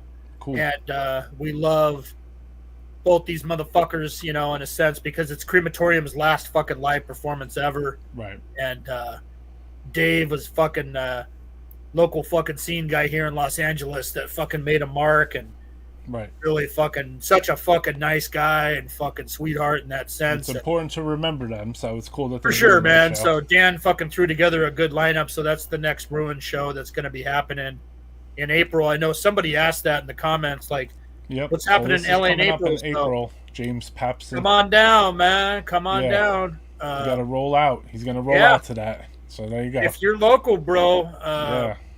James Papson's band is good. 20, man. It's a big ass venue. That's where the fucking Cali Death Fest happen and shit like that. And the big shows. Yo, so James it's gonna be a big deal, man. It's a free fucking show too. So it's pretty good. It's free. It's a Sunday, but you know, free too. Fuck it. Yeah, free food it's too. Fucking free, man. It's fucking with free. Guest DJ sets from Hatred, Surge, and Crack Novak. Yeah, it's my boy Sergio from Crematorium. HDHDC and some other cat that's doing some fucking 1s and 2s on some fucking vinyl. Let me throw the names. Crematorium's final live appearance with Phobia, Ruin, Unidad, Trauma, Bad Acid Trip, Sangri, Scrap Metal, Lurking Terror. Didn't see them down there. Radio Spells, VBN, and Virologist. So support it. It's for a good cause, obviously. It's free. Just to remember an old friend. So that's what's up. Thank you. I just wanted to take some time out for that, and I appreciate it, man. I wanted to talk about something else while we were on here, brother. Remember? Sure. This way, I never, we didn't talk too much on here about this. Gasp.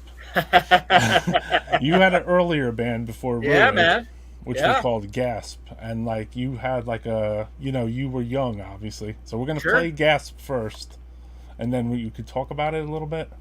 Of course, man. What you want to know, brother? Yeah. I'm gonna play something first. Okay. Let the music do the talking, right? Obviously, because no one wants to hear me. Let me find it though. Where the fuck did it go? I'd rather let the fucking music talk. Yeah, let me try to re-download that. You want me to send you a link? I don't see that. Just let me hold on a sec. You want me to send you a link? Sure. Send me what you want me to play. That sounds good. All right, let me fucking hunt something down, dude. We can All right, chat cool. in the meantime. Yeah, no doubt. I got tons of stuff I didn't play, guys. Of course. So, I mean, I tried to bounce before, because, like, I wasn't trying to bounce. I was just trying to say thank yous in the chat. And then, sometimes people are like, later, Roy. I'm like, I'm not bouncing yet. Dude, you're legendary for going on for hours. Yo, I'm just out here listening to music, bro. That's it. Why don't you like? You wanna hear some bullshit? This one's cool.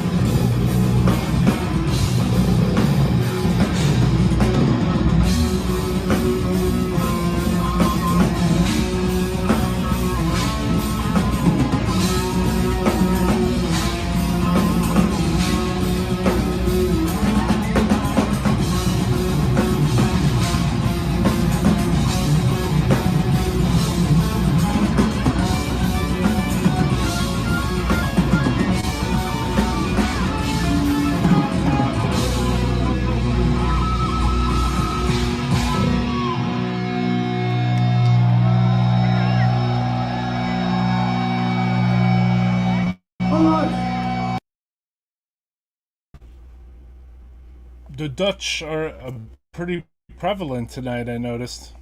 There's a lot of Dutch in here. A lot of Dutch in this episode. So we're gonna go to speak about Gasp. This was a record put out of your. Would you say this would be your only release? No, it's not. It's our our 96 demo that Ralph. What's up, Ralph? I don't know if Ralph Haunted Hotel. That's our boy, right? Yep. Fucking Ralph, Yonkers' finest. Besides Yonkers. Will Romer and Jadakiss. He said he was near Will's house. He's like, yo, I was at Will's house 2 days ago. I was like, you know that thing they showed, that meme with the lady with the fucking shit going through her head? Yeah. Like, that's what I thought of at the time. I was like, you're at No, Will's it's kind of house funny because 2 days ago? last year I ordered some Mortician CDs from Romer and Sal from Splatteria. You know, he's like in Rhode Island or some shit now. He's all, I saw you got some shit, fool. Like, is he still over there in the same fucking spot? I was like, yeah, man. He's lived there forever. Yeah. And he still does the best mail fucking order in fucking history. Because He's fast. you order shit from Will and that fucking shit gets out to you in like a week. Yeah. He's pretty fast. You gotta love Will and Roger because Roger's the same way, man. They're all business. But now fucking Ralph put out the fucking Sore for Days demo, man. So on yeah, vinyl. let's play a track and then you know, let the people hear your earlier Get the band. cross out your pussy. Get the cross out your pussy. Get the cross out your pussy.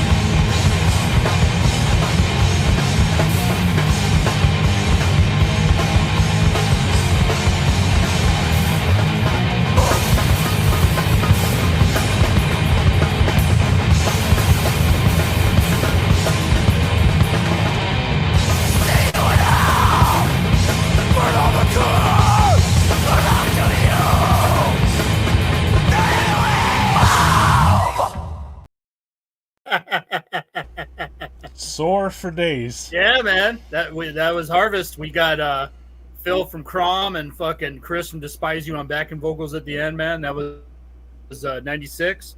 Recorded that Right. shit in like fucking Kahunga or some shit, man. Fucking out in the valley. Okay. That was our fucking, you know, 96 was fucking wild, man. 95, 96, shit was getting weird. And who were the members of Gasp? Like who? Yeah, And it was what are just they a bunch doing of now? misfits. We all fucking came together. It was me, Cynthia, who's in Despise You Now, and Mitch. As a trio, like me and Mitch started jamming because we were just kind of fed up with everything that was going on with the scene in that sense. And we wanted to form a band that fucking kind of mixed all the styles together, you know?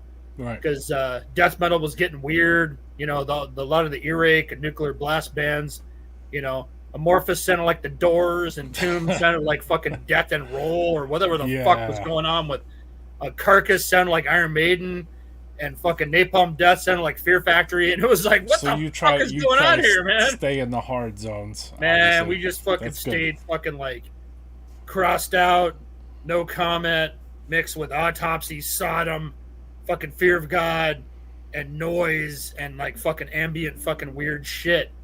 So we just said, fuck it, we're gonna mix it all together in a blender, because everybody we're talking to like, no, you can't do that. Well, we're gonna fucking do it, man.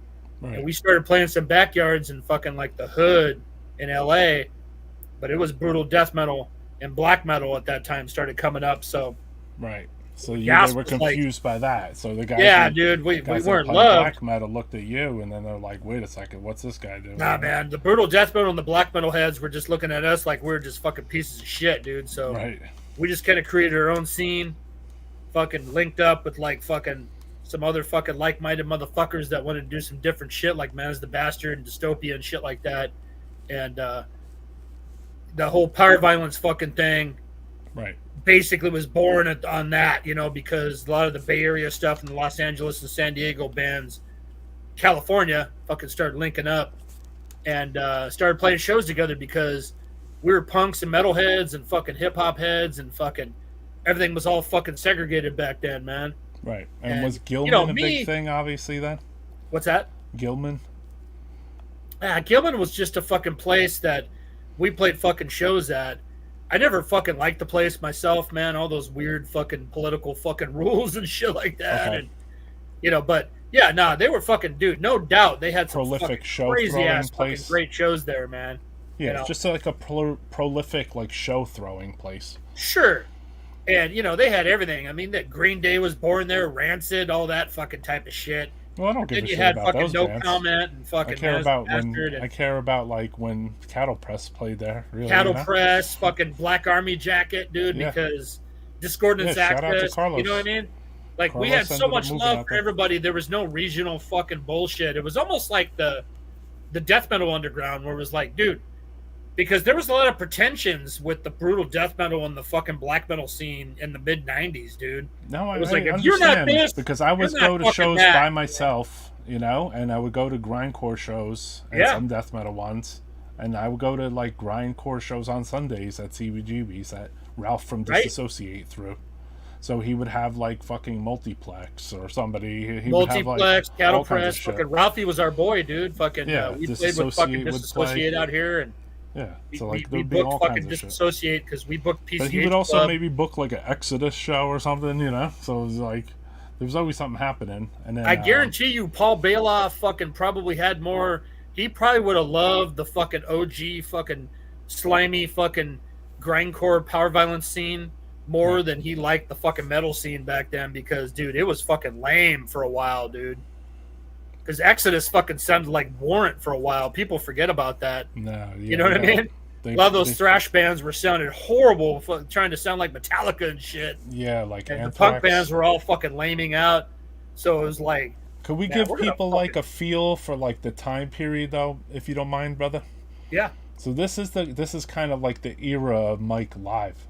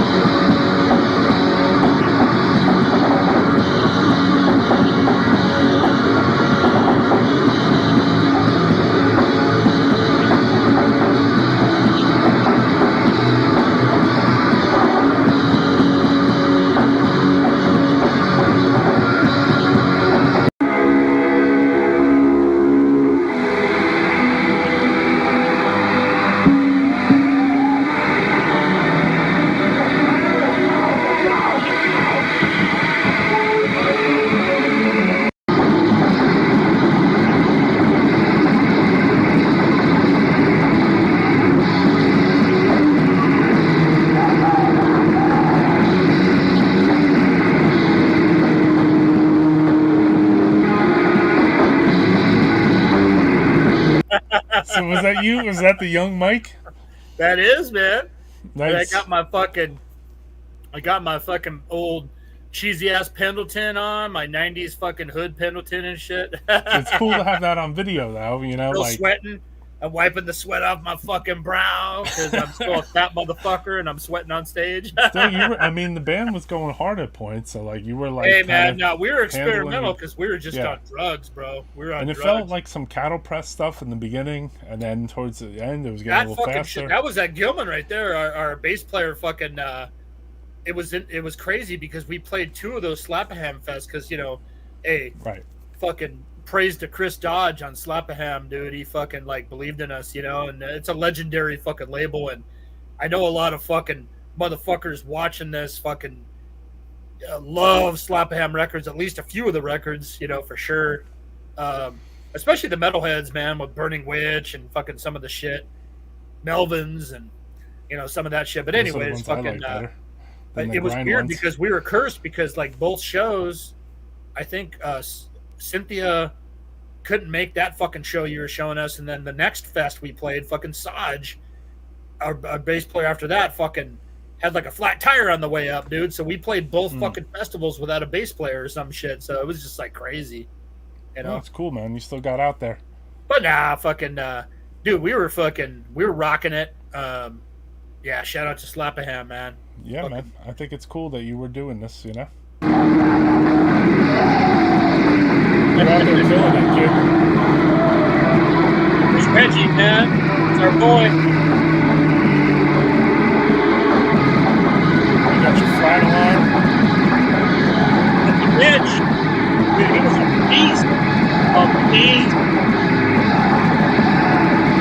Listen to that fast shit, man. Fuck Yeah, it, dude. we had to show that, man. It's Second important to none. to Mitch document, like, you know, like I don't just want to beast, think about the 7-inch or, I mean, not the 7-inch, the demo recording. Yeah. Like, you know, you want to think about the live setting situation too. So a little mix of both is nice, you know. Well, just know, man, anybody that likes Gasp, hit me up. I got some fucking records, man. Fucking hit me up. Buy some shit. Roy, if you don't get this, I'll fucking send you one. I think I might. I might not. I traded with. I might have just gotten one. I have to look because I traded with Ralph. You're So I all was like, full. can I I get got one so of much this shit, and man. one I of don't this need more and one of shit. this? I don't need more shit in my collection. Me neither. I don't need like I'll take one of everything and then I'm just like, well, I'll sell this and not sell that and now I'll Trade sell it. that and yeah. That's what I do, man. Or moves I give all it over the away, or I place. trade it, or whatever if I don't need it. Same deal. Yeah. I mean, it's just they're just like I don't know, trading cards. For sure. But you know, they have music on them, and then if someone's listening to them, I mean, I listen to my records. Look, I have like Sure. just handfuls away, like Now I see your playlist, dude. Your playlist California is band crazy. right here. Black Flag in my There you head, go. you know. So, I mean, this is what I was listening to just like in regular time, you know. Like I don't. Well, that's like one of the Bibles. You know what I mean? Like Is it? that's a band that is just timeless. Yeah, I like the whole band. Yeah, I like the band. Their stuff. discography is so fucking whacked out and fucking all over the place, but that's what makes them cool. You know what I mean? Like, Yeah, and some of the records, each record hits differently. sure.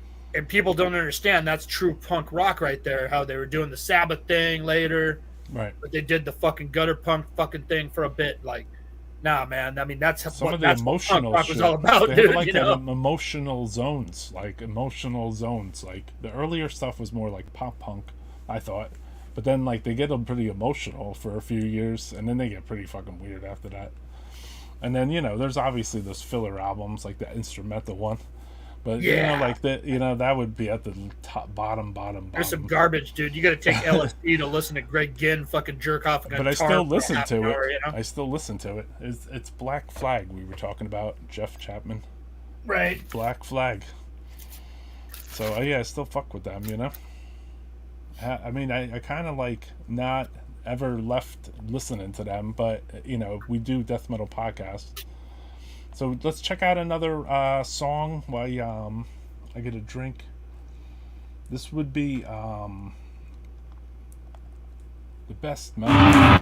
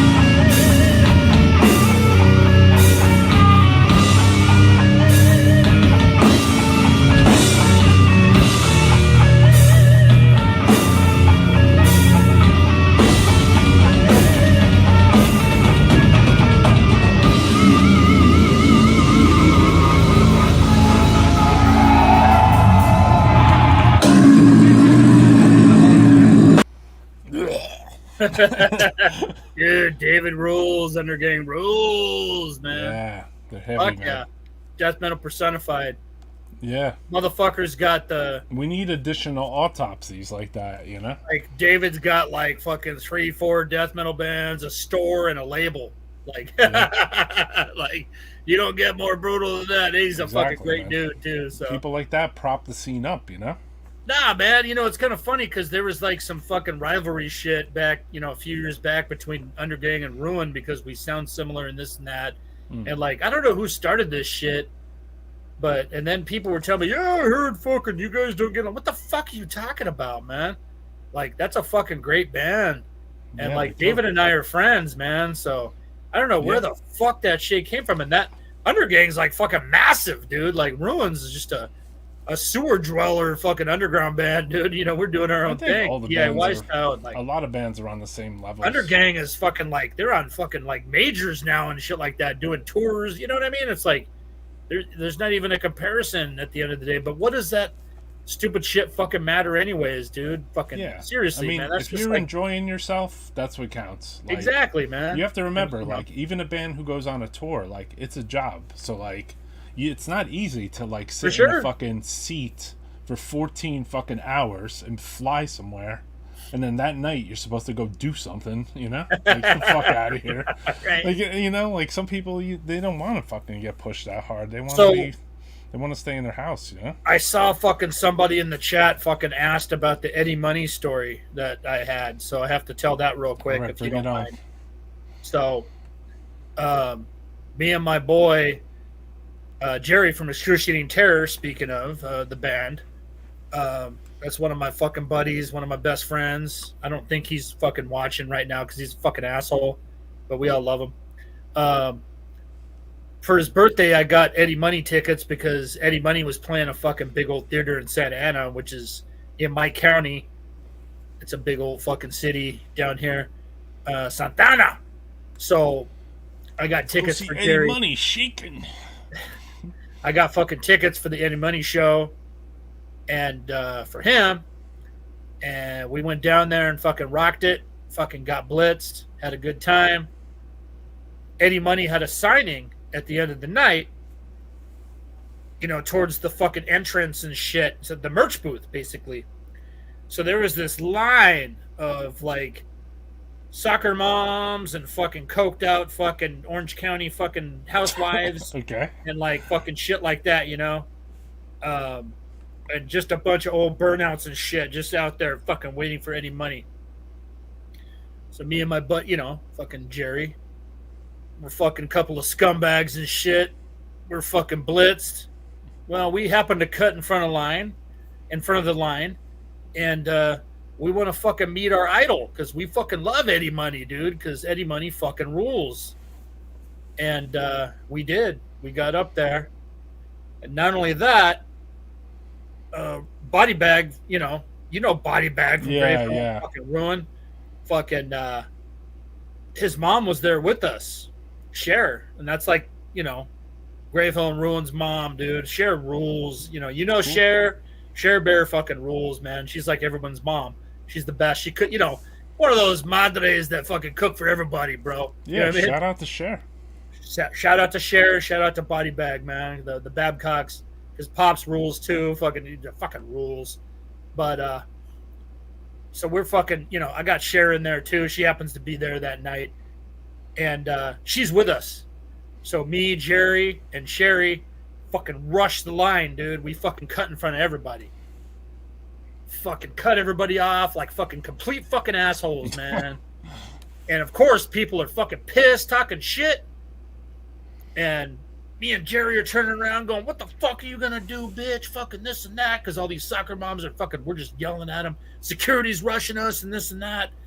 Fucking, but it don't matter because we get to the fucking table. We push Sherry fucking up front. And we get up there, man. And Sherry's right there with Eddie Money. And she's like, oh, Eddie, I love you. And she takes, Sherry Babcock's hand, kisses it. But I look fucking Eddie Money straight in the fucking face, and I said, what the fuck, man? Eddie Money looks at me and goes, sorry, bro, I love the ladies. But then fucking security comes around the corner and they're about ready to fucking snap on us or whatever. Well, no, hold on a second. Me and Jerry were able to fucking snap a picture. I'll have to fucking see if I can hunt that fucking picture down because Eddie Money. we're both fucking obliterated. But we got Eddie Money right there. We just did a fucking selfie. I thought you were going to tell me did to our go fucking over the selfie table in the the whole signings. fucking time. Yeah, dude, we bum rushed that fucking shit, dude. It was fucking great. Shout out to Eddie Money. So that's the fucking story that somebody in the chat asked about. Shout out to Eddie Money, rest in peace. Shout out to Eddie Money, bro. Shout out to that motherfucker that fucking asked the fucking Eddie Money story on the fucking Death Metal podcast. So I got a heavy one for everybody. We just lost 15 viewers. Good.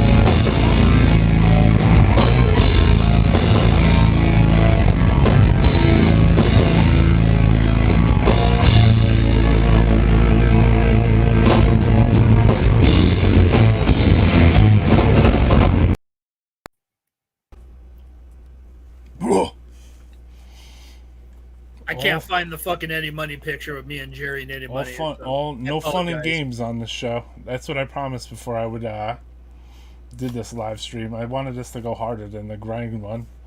It had to be heavy death metal, just all day death metal, Mike. Save that for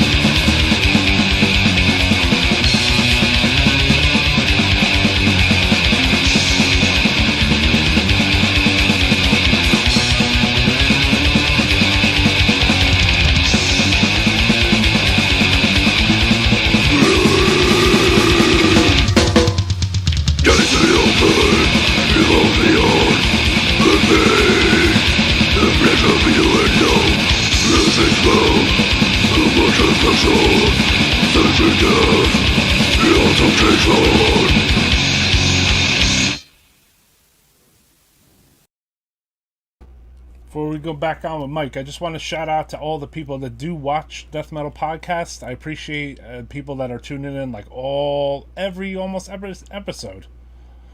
Thank you, man. Benji, Synthetic Life, Ian, Megan, Jim Collins, No Balloon, Stefan Goldberg, Justin, We Are Spirits in the Asshole World, Vacuous Depths, James Papson, everybody that tunes in like constantly, like you guys are here like week after week after week. Hello, Sarah Fairfield, Death Evocation, Big Vitus, Impede, Necron,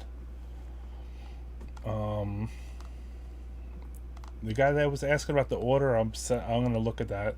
It was outside the system, I noticed. Dan Ferguson, Urban Discipline. What's up, man? Tabba Joe. I saw you were here.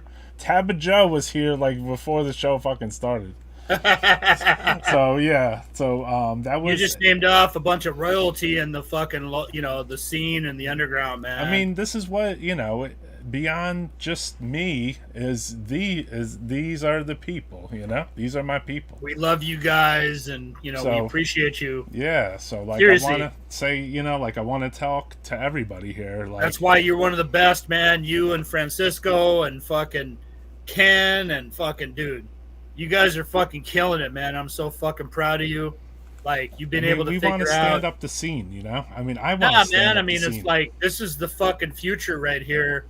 And the whole YouTube thing, it really is, and it's moving forward, and yet you guys are some old ass motherfuckers, and it's fucking beautiful, dude. Like fucking. You know what? I don't even want to do this, but like but you're doing it, and you're fucking killing it, but so you have no choice, motherfucker. So it's easy for me, like it's not that. And exciting. you're good at it, dude. Well, you and fucking Francisco and Ken are fucking good at it, man. And we appreciate you, and you give fucking idiots like me a voice, because I ain't throwing this shit together. Oh, hey, Abominator, why don't you do a fucking podcast? Oh, fuck, get the fuck out of here, man. There's no fucking way I can fucking pull this shit off. I always say to Francisco one thing. I'm like, air traffic controller, right? Because that's what it's like. It's like it'd be an air traffic controller, I guess. Because you guys are naturals, though, in that sense, man. It's like you guys got it figured out. You're able to do it. It's organic. You guys got mad heart, mad love, and conviction, and that's the fucking important thing. And it always comes through. So yeah, we just appreciate you, man, and fucking all what these happens on here you just mentioned, and everybody fucking appreciates you and fucking loves you, man. You and Francisco and Ken and everybody else, man.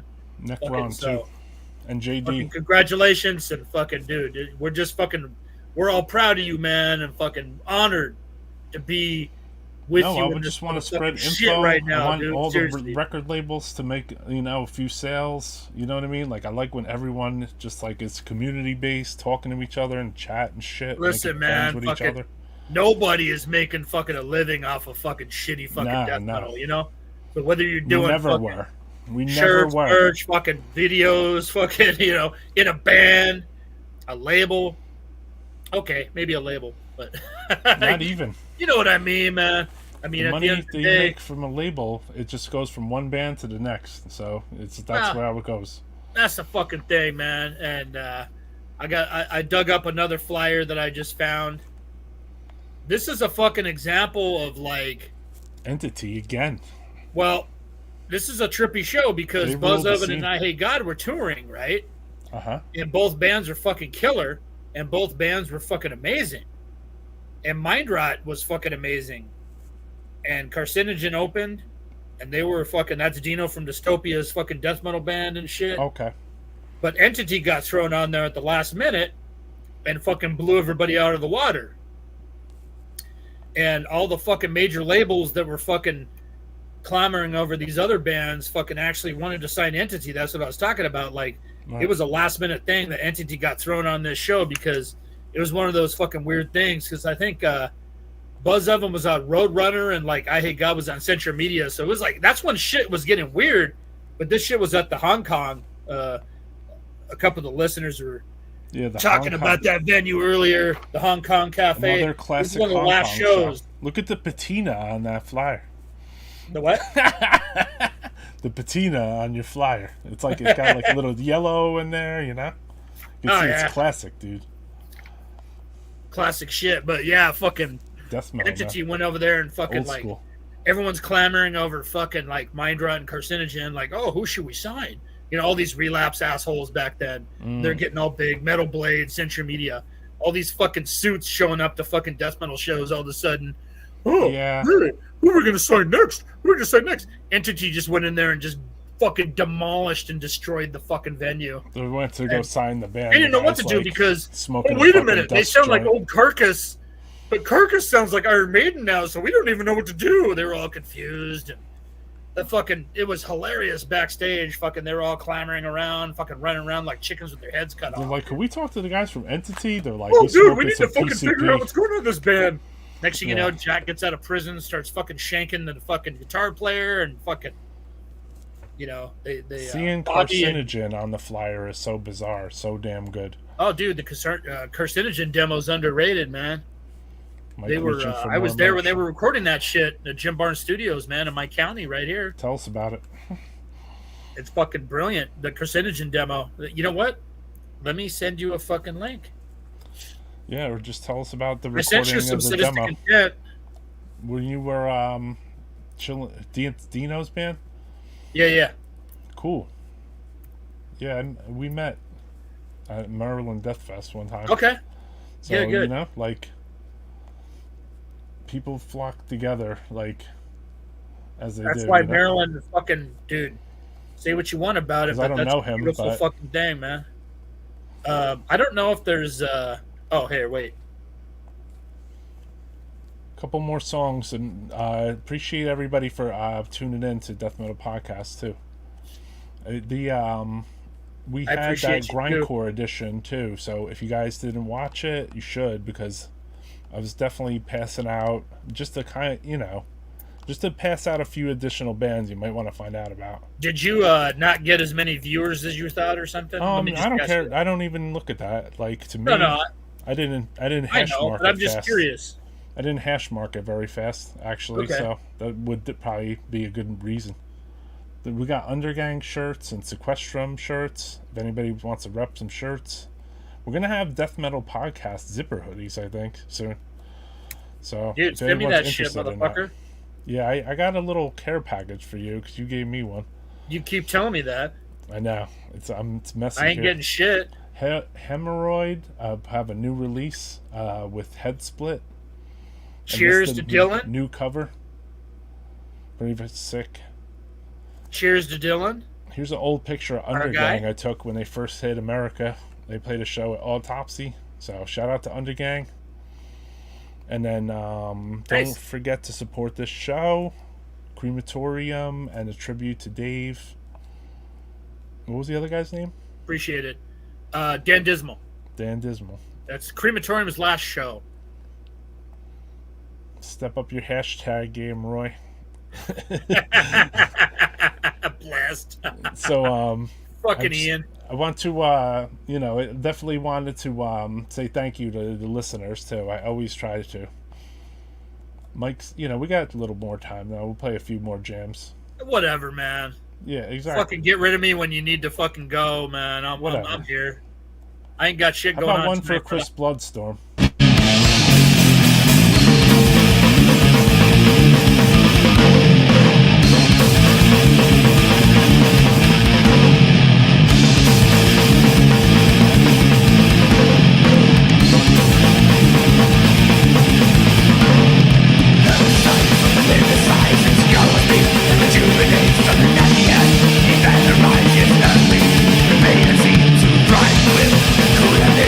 Awesome.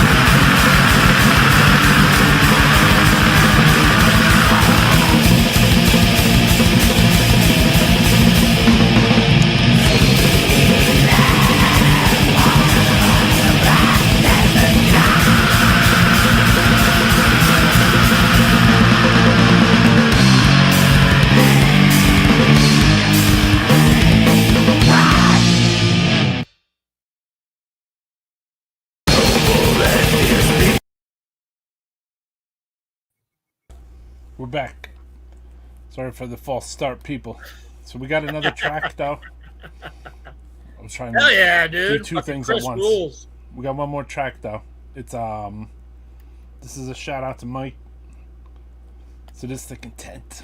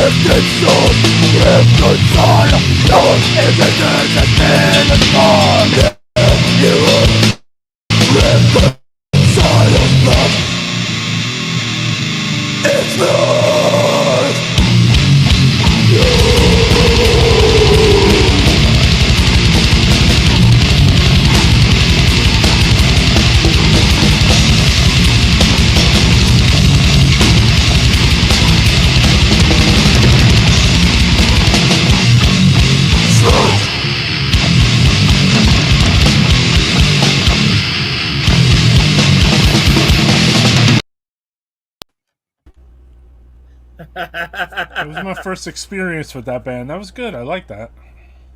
Carcinogen were the gods in fucking my county back in the day, man. Cool. Fucking loved them.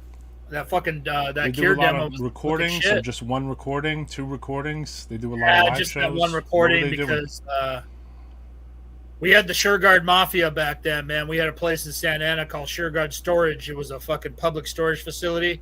All the fucking Orange County bands. I'm from LA, but my family moved to Orange County at one point. I started going to schools there before I started getting, high school shit, dude. Carrying guns and knives, getting kicked out, fighting. You know what's Taking up, off boy, man. school. We're not going to talk about it. Taking fucking- off school for the day. Taking off school for the day, fucking ditching, getting stoned, fucking putting some hits out. The usual fucking. But no, fucking. Orange County had a fucking really fucking good scene with Mindrot, Carcinogen, Phobia, Dystopia, Gasp, fucking Right. Borjon. It was fucking heavy duty, and we all practiced the same fucking place in Santa Ana. Everybody had their own room. Carcinogen was one of those fucking bands, and that's where fucking Dino and the fucking crew fucking did their thing in their Was it fucking easy to room. record at those places? And Was it Jim easy to Barnes like Studios get a was recording down at the one of street those in places? Santa Ana, Okay. and that's where we all recorded. Was Jim Barnes Studios? He used to throw live shows there. Sadistic Intent played there. Demolition, all the Orange County bands, Mindrot, Phobia. But that's where the fucking labels, like they heard something was going on. Of course, the labels always go, what? Wait, what? Next thing you know, fucking Relapse is down there, Nuclear Blast, fucking Censure Media, Metal Blade. Oh shit, what's going on down here? Whatever. We were just a bunch of fucking misfits fucking hanging out, jamming at a public storage facility in Santa Ana, and a lot of fucking good groups came out of there. But yeah, Carcinogen was one of the fucking bands, dude. So that demo, very fucking death metal, very fucking underrated. They were fucking badass too, man. Great band. Yeah, and that guy went on to do Dystopia. Dystopia, Newthgrush, among other bands. He's in a couple of bands now too, man. Fucking Dino, everyone knows Dino. I had the Newthgrush Corrupted split LP a long time ago. I think what's funny. We're talking about Newthgrush.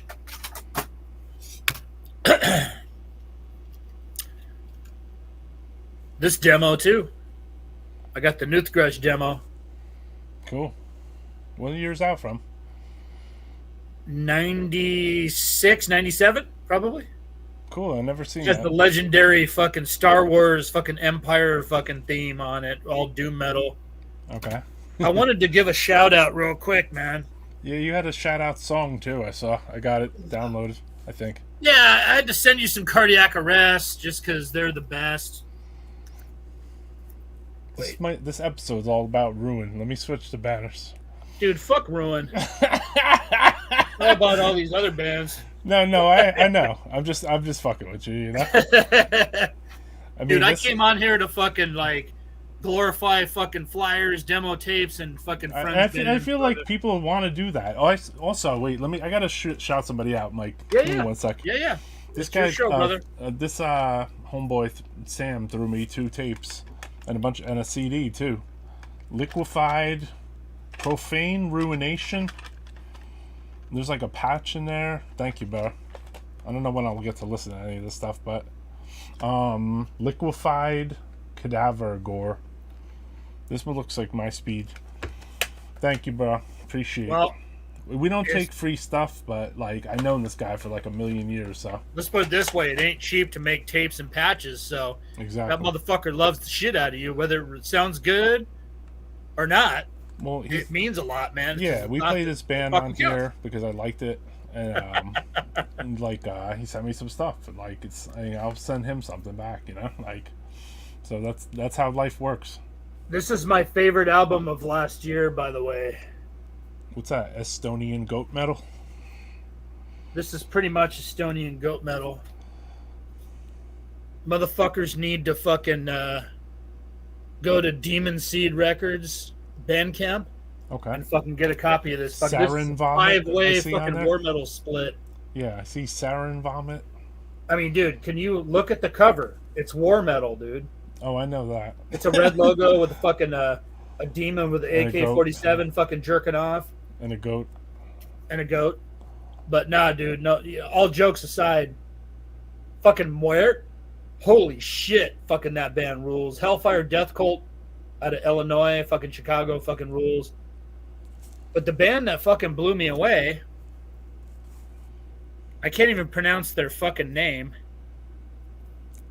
This fucking band, Fermentacator or whatever. I think they're like international or whatever. They sound like a war metal ruin, to be honest with you. I'm listening to this band going, God damn, this is exactly what I want to sound like. That's cool. He puts out quality product. Thomas, man, Patchmaster. Let me grab an Exciter beanie real quick just to give him a shout out. I don't know if do you have a neck brace from what do you call it? Metal Church. The what? Metal Church neck braces. Patchmaster don't fuck around, no doubt. Let's play Mike's. He wanted to send a shout to Cardiac Arrest.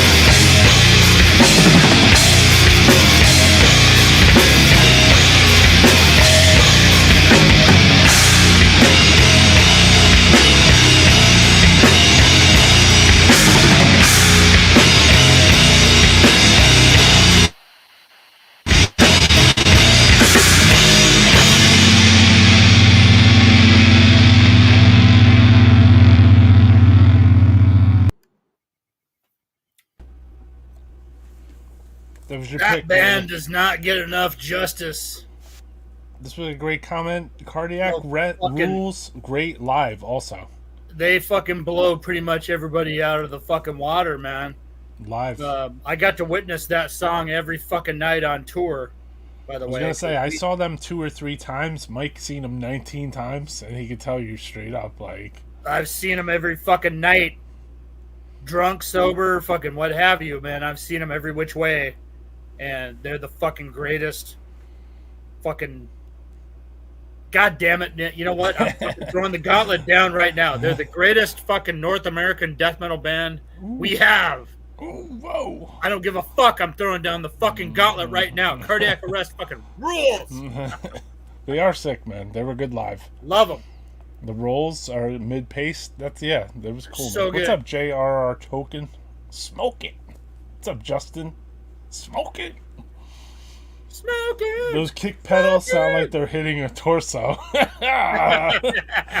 Pretty sick, man. I like that comment, dude. That's fucking death metal, baby. Gore Reality? Remember that?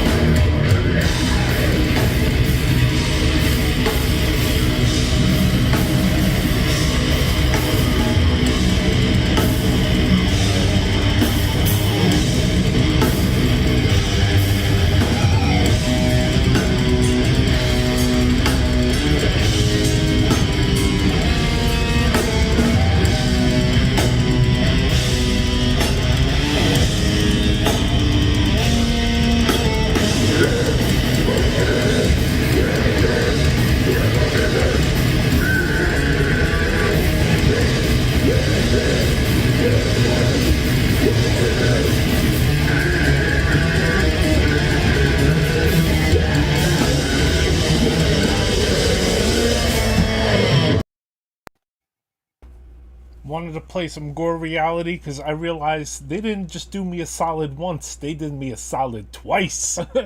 So I want to give them a solid back, man. You know, you got to support your people. Man. Yep.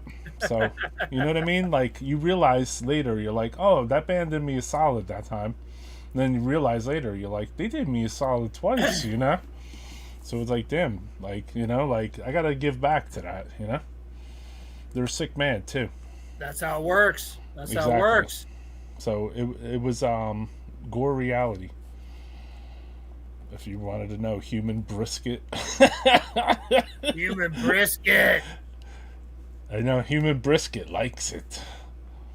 He'll Let me eat ask anything. you, brother. Let me ask you this. What's up? How are you fucking doing?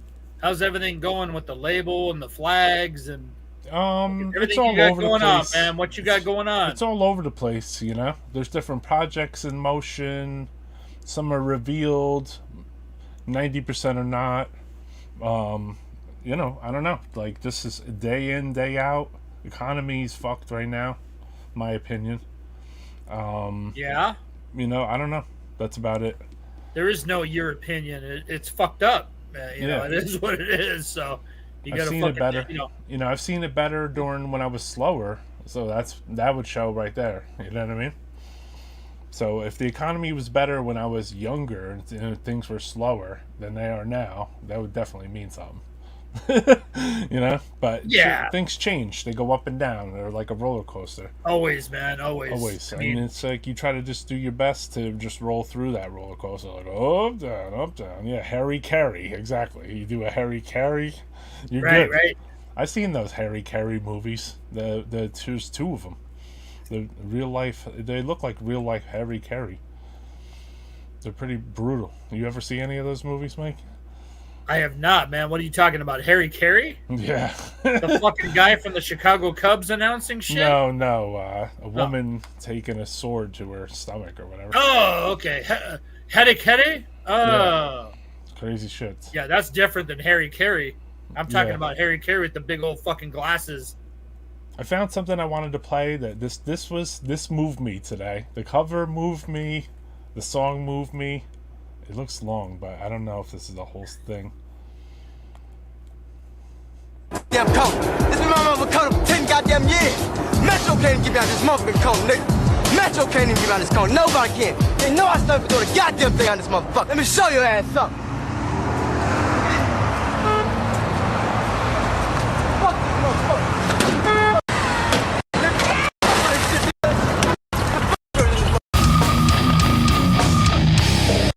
Fuck ass children in this motherfucker.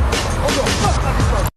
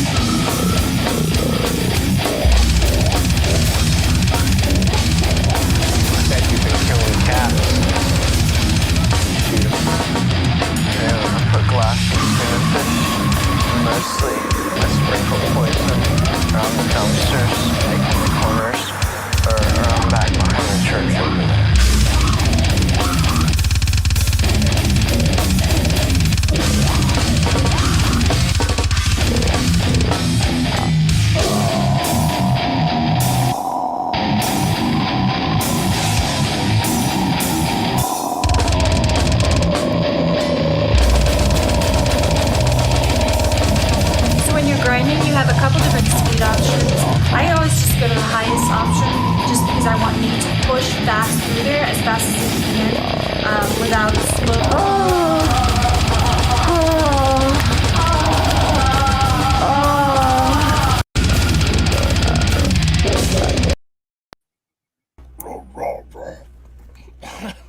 Sick song.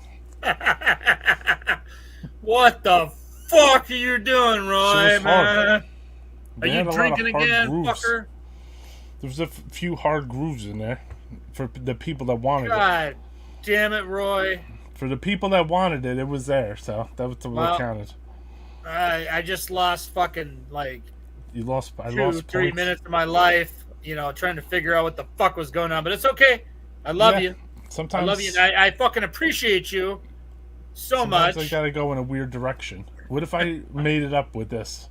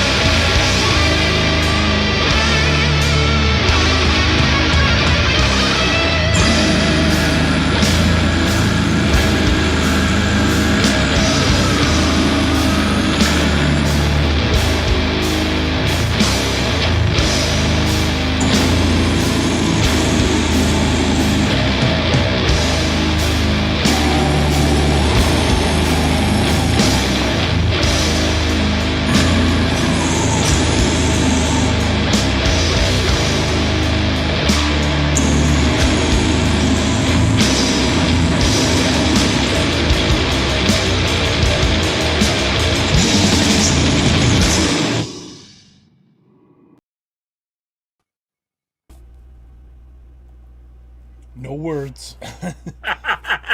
Who the Here's my fuck words. was that, man? I was God busting damn, this out that today to fucking listen band to it. just comes out of nowhere. Yeah. There you go. I was busting this out today to give it a run through. That's a great fucking record. Best album cover in history, right?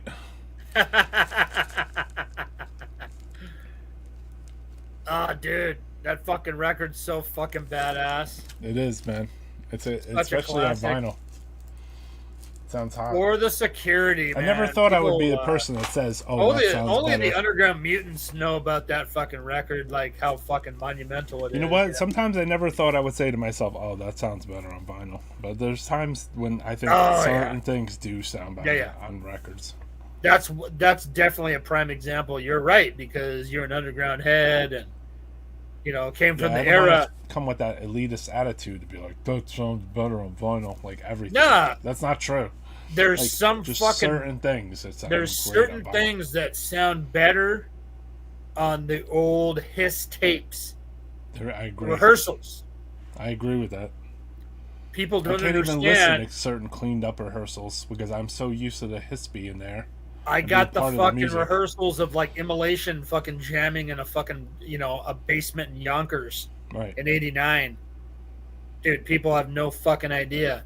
I got Sadistic Intent jamming in fucking Southgate, California in fucking '90, shit like that. You know what I mean? Like Yeah. in a fucking garage or a fucking basement, the energy is there, Right. and it's unfathomable fucking how hungry these motherfuckers are, like, to fucking get out there. I got you a know? couple real hungry energy tapes of AC, Incantation, and Phlegm. They're really hungry, man. And Making Head statements, dude. Even Head Making Rot. statements. yeah, even Like, Head motivated to fucking piss people off and fucking, like, kick ass and take names type shit. You know what I mean? Yeah. Like, people don't understand, man. Like, It's cool. Like, I think it's Yeah. cool when a band is that fucking hard, and then you might capture their recording and it's not perfect. You know what I mean? It's not. right. It's not Yep. for all ears to consume. Even the band themselves was like, "Oh," For sure. But at the same time, you hear it and you're just like, "Oh." There's a different energy, Those are Right. good energies. I have a lot of that stuff. I mean, I guess I gotta bring a mixer into my show too and play off the stereo shit. But like I want to take my show into audio format too. So Yeah. it's just like I have to figure out which is more important to me. No, I, the listeners out there's some nerds out there that fucking nerd out over Demigod and shit like that, but Yeah, I got a if they wanna Demigod nerd out- rehearsal in like from '90, like it's post Unholy Domain demo prior to the fucking album, the Soul and Eyes album, Yeah, and they're just rehearsing for that shit, and they're just like stick clicks 1, 2, 3, 4, and it's like that shit'll blow your mind. That shit'll blow your fucking mind. yeah, those were It's great. like tapes. Terrorizer. I got Terrorizer fucking recordings with the fucking lineup at Morris Sound, where it's like Sandoval's like,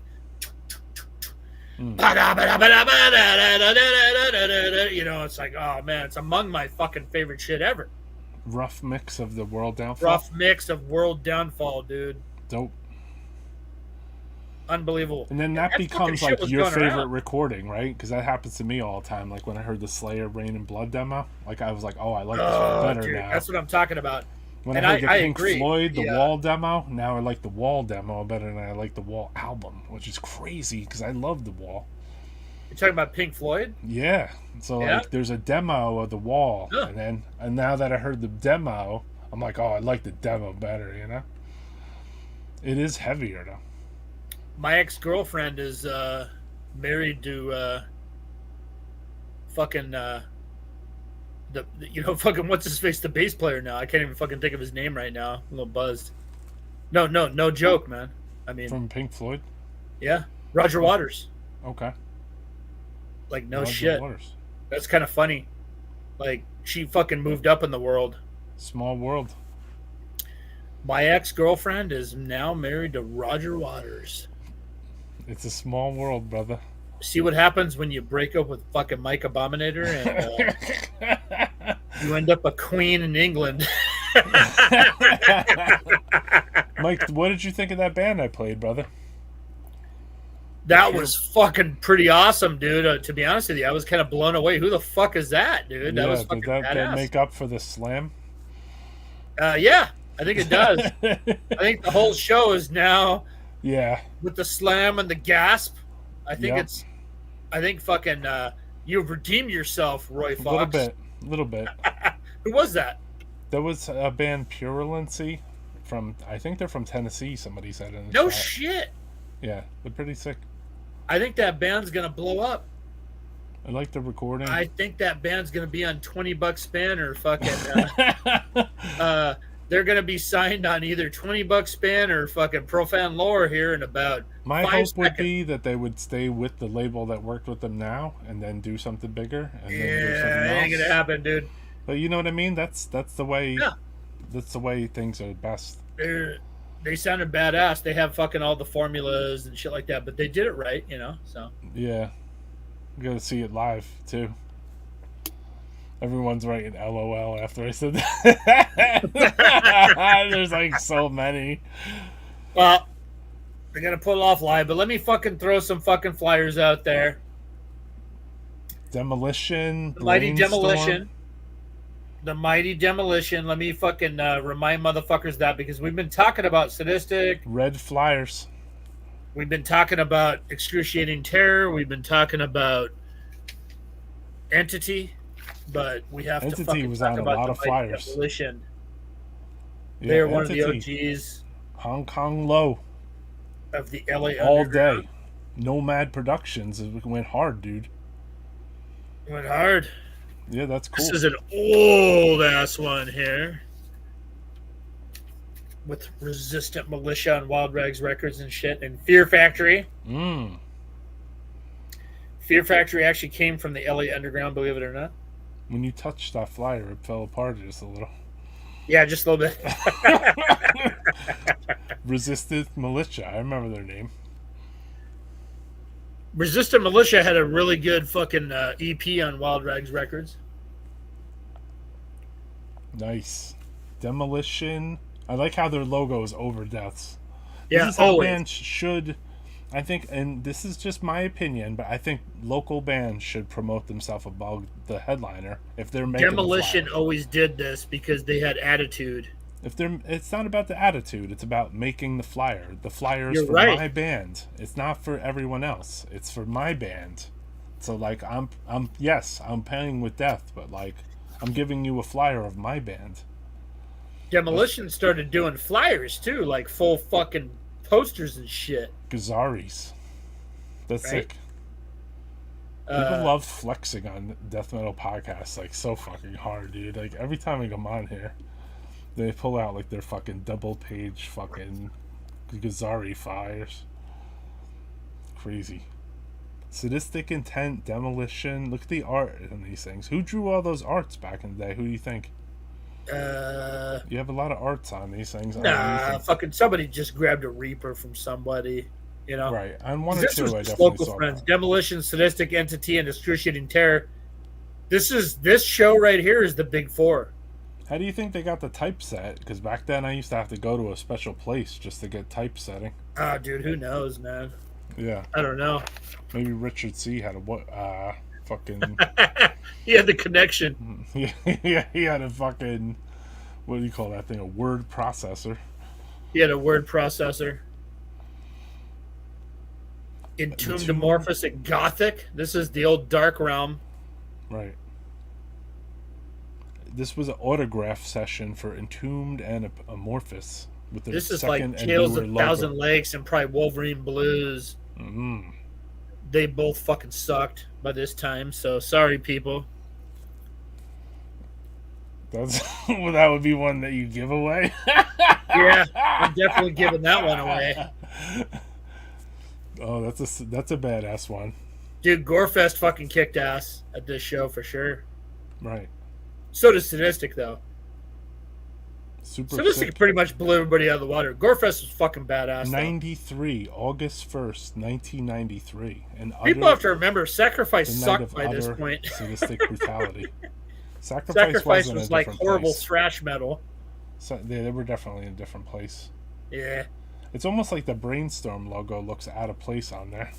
Brainstorm was fun, man, but Amelia went on to Sadistic Intent. And rest in peace, Jagger from Infamy. That was his original band. Oh, Infamy. Was Brainstorm. Infamy's classic. Yeah, Infamy fucking rules. The infamous This is the Necrophile crazy show. ass fucking Necrophile show when Takashi was here and my boys from Death Shit, fucking Noise Grind. When my you say boy crazy, John the from one I went to in our coast was crazy too. Necrophile played out there? Yeah, and I have it on tape actually. I taped it with my pocket recorder. Nice. Yeah, it was crazy. That was there was a bunch of racists at the show. It was like it ruined it, ruined the recording. Oh, really? Shout out to the Cortez brothers. Yeah, lucky to have Rock Realm. Hold on, Mike. Autopsy, come on down. Bust the bowl with Autopsy. I love This was up north? I love the Autopsy catchphrase shit, man. Yeah. This was up north. The shit. And then With Immortal Fate. Sadis and Immortal Fate at the Omni plus guests. Early show. California concerts. Grave Incantation store appearance at Gothic this was Records. Dark Realm. OG Dark Realm. Righto. So before Enrique, Dark Realm was Dark Realm Records, it was Gothic Records. Enrique ran that store? And him and the Cortez brothers ran it together, and then when they split up, it was Dark Realm. I gotcha. Yeah. Cool. Sick flyers, dude. Holy shit. You asked me about flyer. You got any flyers? I know you meant Ruin. Yeah, I was meant about your benefit flyer. I am always thinking about people's like benefits and that type of shit. Because like. Oh man. Yeah, that's how. And then we showed it though. My bad, man. My bad. No, it's all good. The fans want to see that shit. What are you kidding? That's what I'm saying, man. I've seen it. I've seen some of it before. Show and tell. Yeah, you showed some of it before to me, and then there was ones that I had not seen too, because there was a couple Demolition ones I had not seen, and so I want to see the ones I had not seen. Like I said, the big sick. four was Entity, Excruciating Terror, Demolition, and Sadistic. You had a lot of Entity ones. Those Way are the more than I bands. expected. Those are the bands that fucking ruled it, the local scene, and like. I didn't see much Infamy. No, Infamy was fucking badass. Don't get me wrong, but they came a little bit later. Okay. I don't have a lot of the Infamy flyers, man. Don't get me wrong, Infamy was fucking killer, but nothing beats that big four right there, man. Like Right. locally, that's what we had, and they were. I don't know much about Dystopia, but was Dino the second singer, if I'm not mistaken, or am I wrong? Now Dino formed the band. No, my bad. Dan from Ruin and Mindrot formed the band with Phil Martinez, the drummer in Phobia, when I was in Phobia, and they started jamming out or whatever, and then Phil went to jail. Dino fucking showed up to practice because he was at Carcinogen practice. He happened to fucking stumble upon practice because the SureGuard storage was all fucking like rooms next to each other. Right. So one band was practicing over here, fucking this and that, da-da-da-da. So Dino just happened to fucking stumble upon Dystopia practice and joined Dystopia. And with his personality, he just kind of fucking took it over in that sense, I guess, Cool. as a drummer. So, yeah, and the rest is history. Sick. Yeah, it was like I always wonder because like I know about some of the bands and then different members run through. Yeah. People tell me things like I just don't know. Like I don't have if I had any other merch or records, I sold them when Gore-Tex worked here because he was the listener seller. Like I would put him on the distro, to be like, here, list all this and sell it on eBay and sell it on my website or whatever. So that's why all his lyrics are interlaced with like all this fucking like all the necroharmonic titles. Yeah. No, I mean, They're all I still over the talk to place. him, man. He still talks about you and all the old stuff or whatever. So Yeah, he liked the bands, I guess. He liked the titles of the bands. I don't know if he liked me. Let's check out my boys. They have a new band. I can't remember the fucking name now. It's members of this band now. One or two when I'm out here.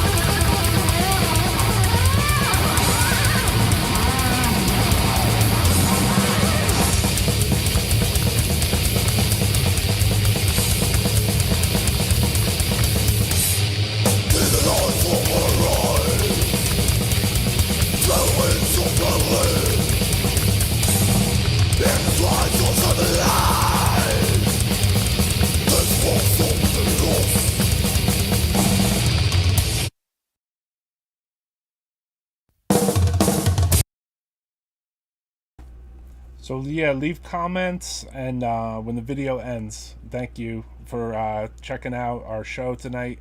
You got the Interment comp on Necroharmonic. Sick. Yeah, that was on the comp. So we're gonna be out of here though. Thanks to Mike from Ruin and from Gasp and all the other bands. We'll see if we get him on in a split sec. The Sadistic Intent. All his flyers were badass. Let's say what's up to Mike, and we out of here too. Hey. We done? Yeah, we're gonna be out of here. So if you want to say what's up to anybody, I just like to thank you for fucking having me on, brother. And what's up to bro. Cardiac Arrest, my Ruin Boys, my fucking death metal cult fucking familia, all the motherfuckers that have been fucking supporting us and you. La Familia.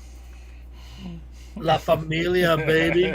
And all the fucking underground fucking freaks like us. And like I said, I'm proud of you and Francisco and Ken and fucking all the other fucking mutants that are fucking doing this, man. Thank you, man. And thank you for fucking supporting us, and I appreciate it. No problem, bro. So we're going to end this up, though. I appreciate you coming on, brother. Appreciate everybody who listens. Always. Always, brother. Thank you, Mike. So, Death Metal Podcast, we're going to end this up. I don't want this to go over 4 hours, so thank you for tuning in. All the stories were sick as shit. Mike's flyers are phenomenal. What's up, Rick Boast? Check out the replay. Leave comments. Put a like. The more comments and likes and all that baloney causes more people to watch the show or something like that. So check it out, and then I'm out of here. Good night on everybody, and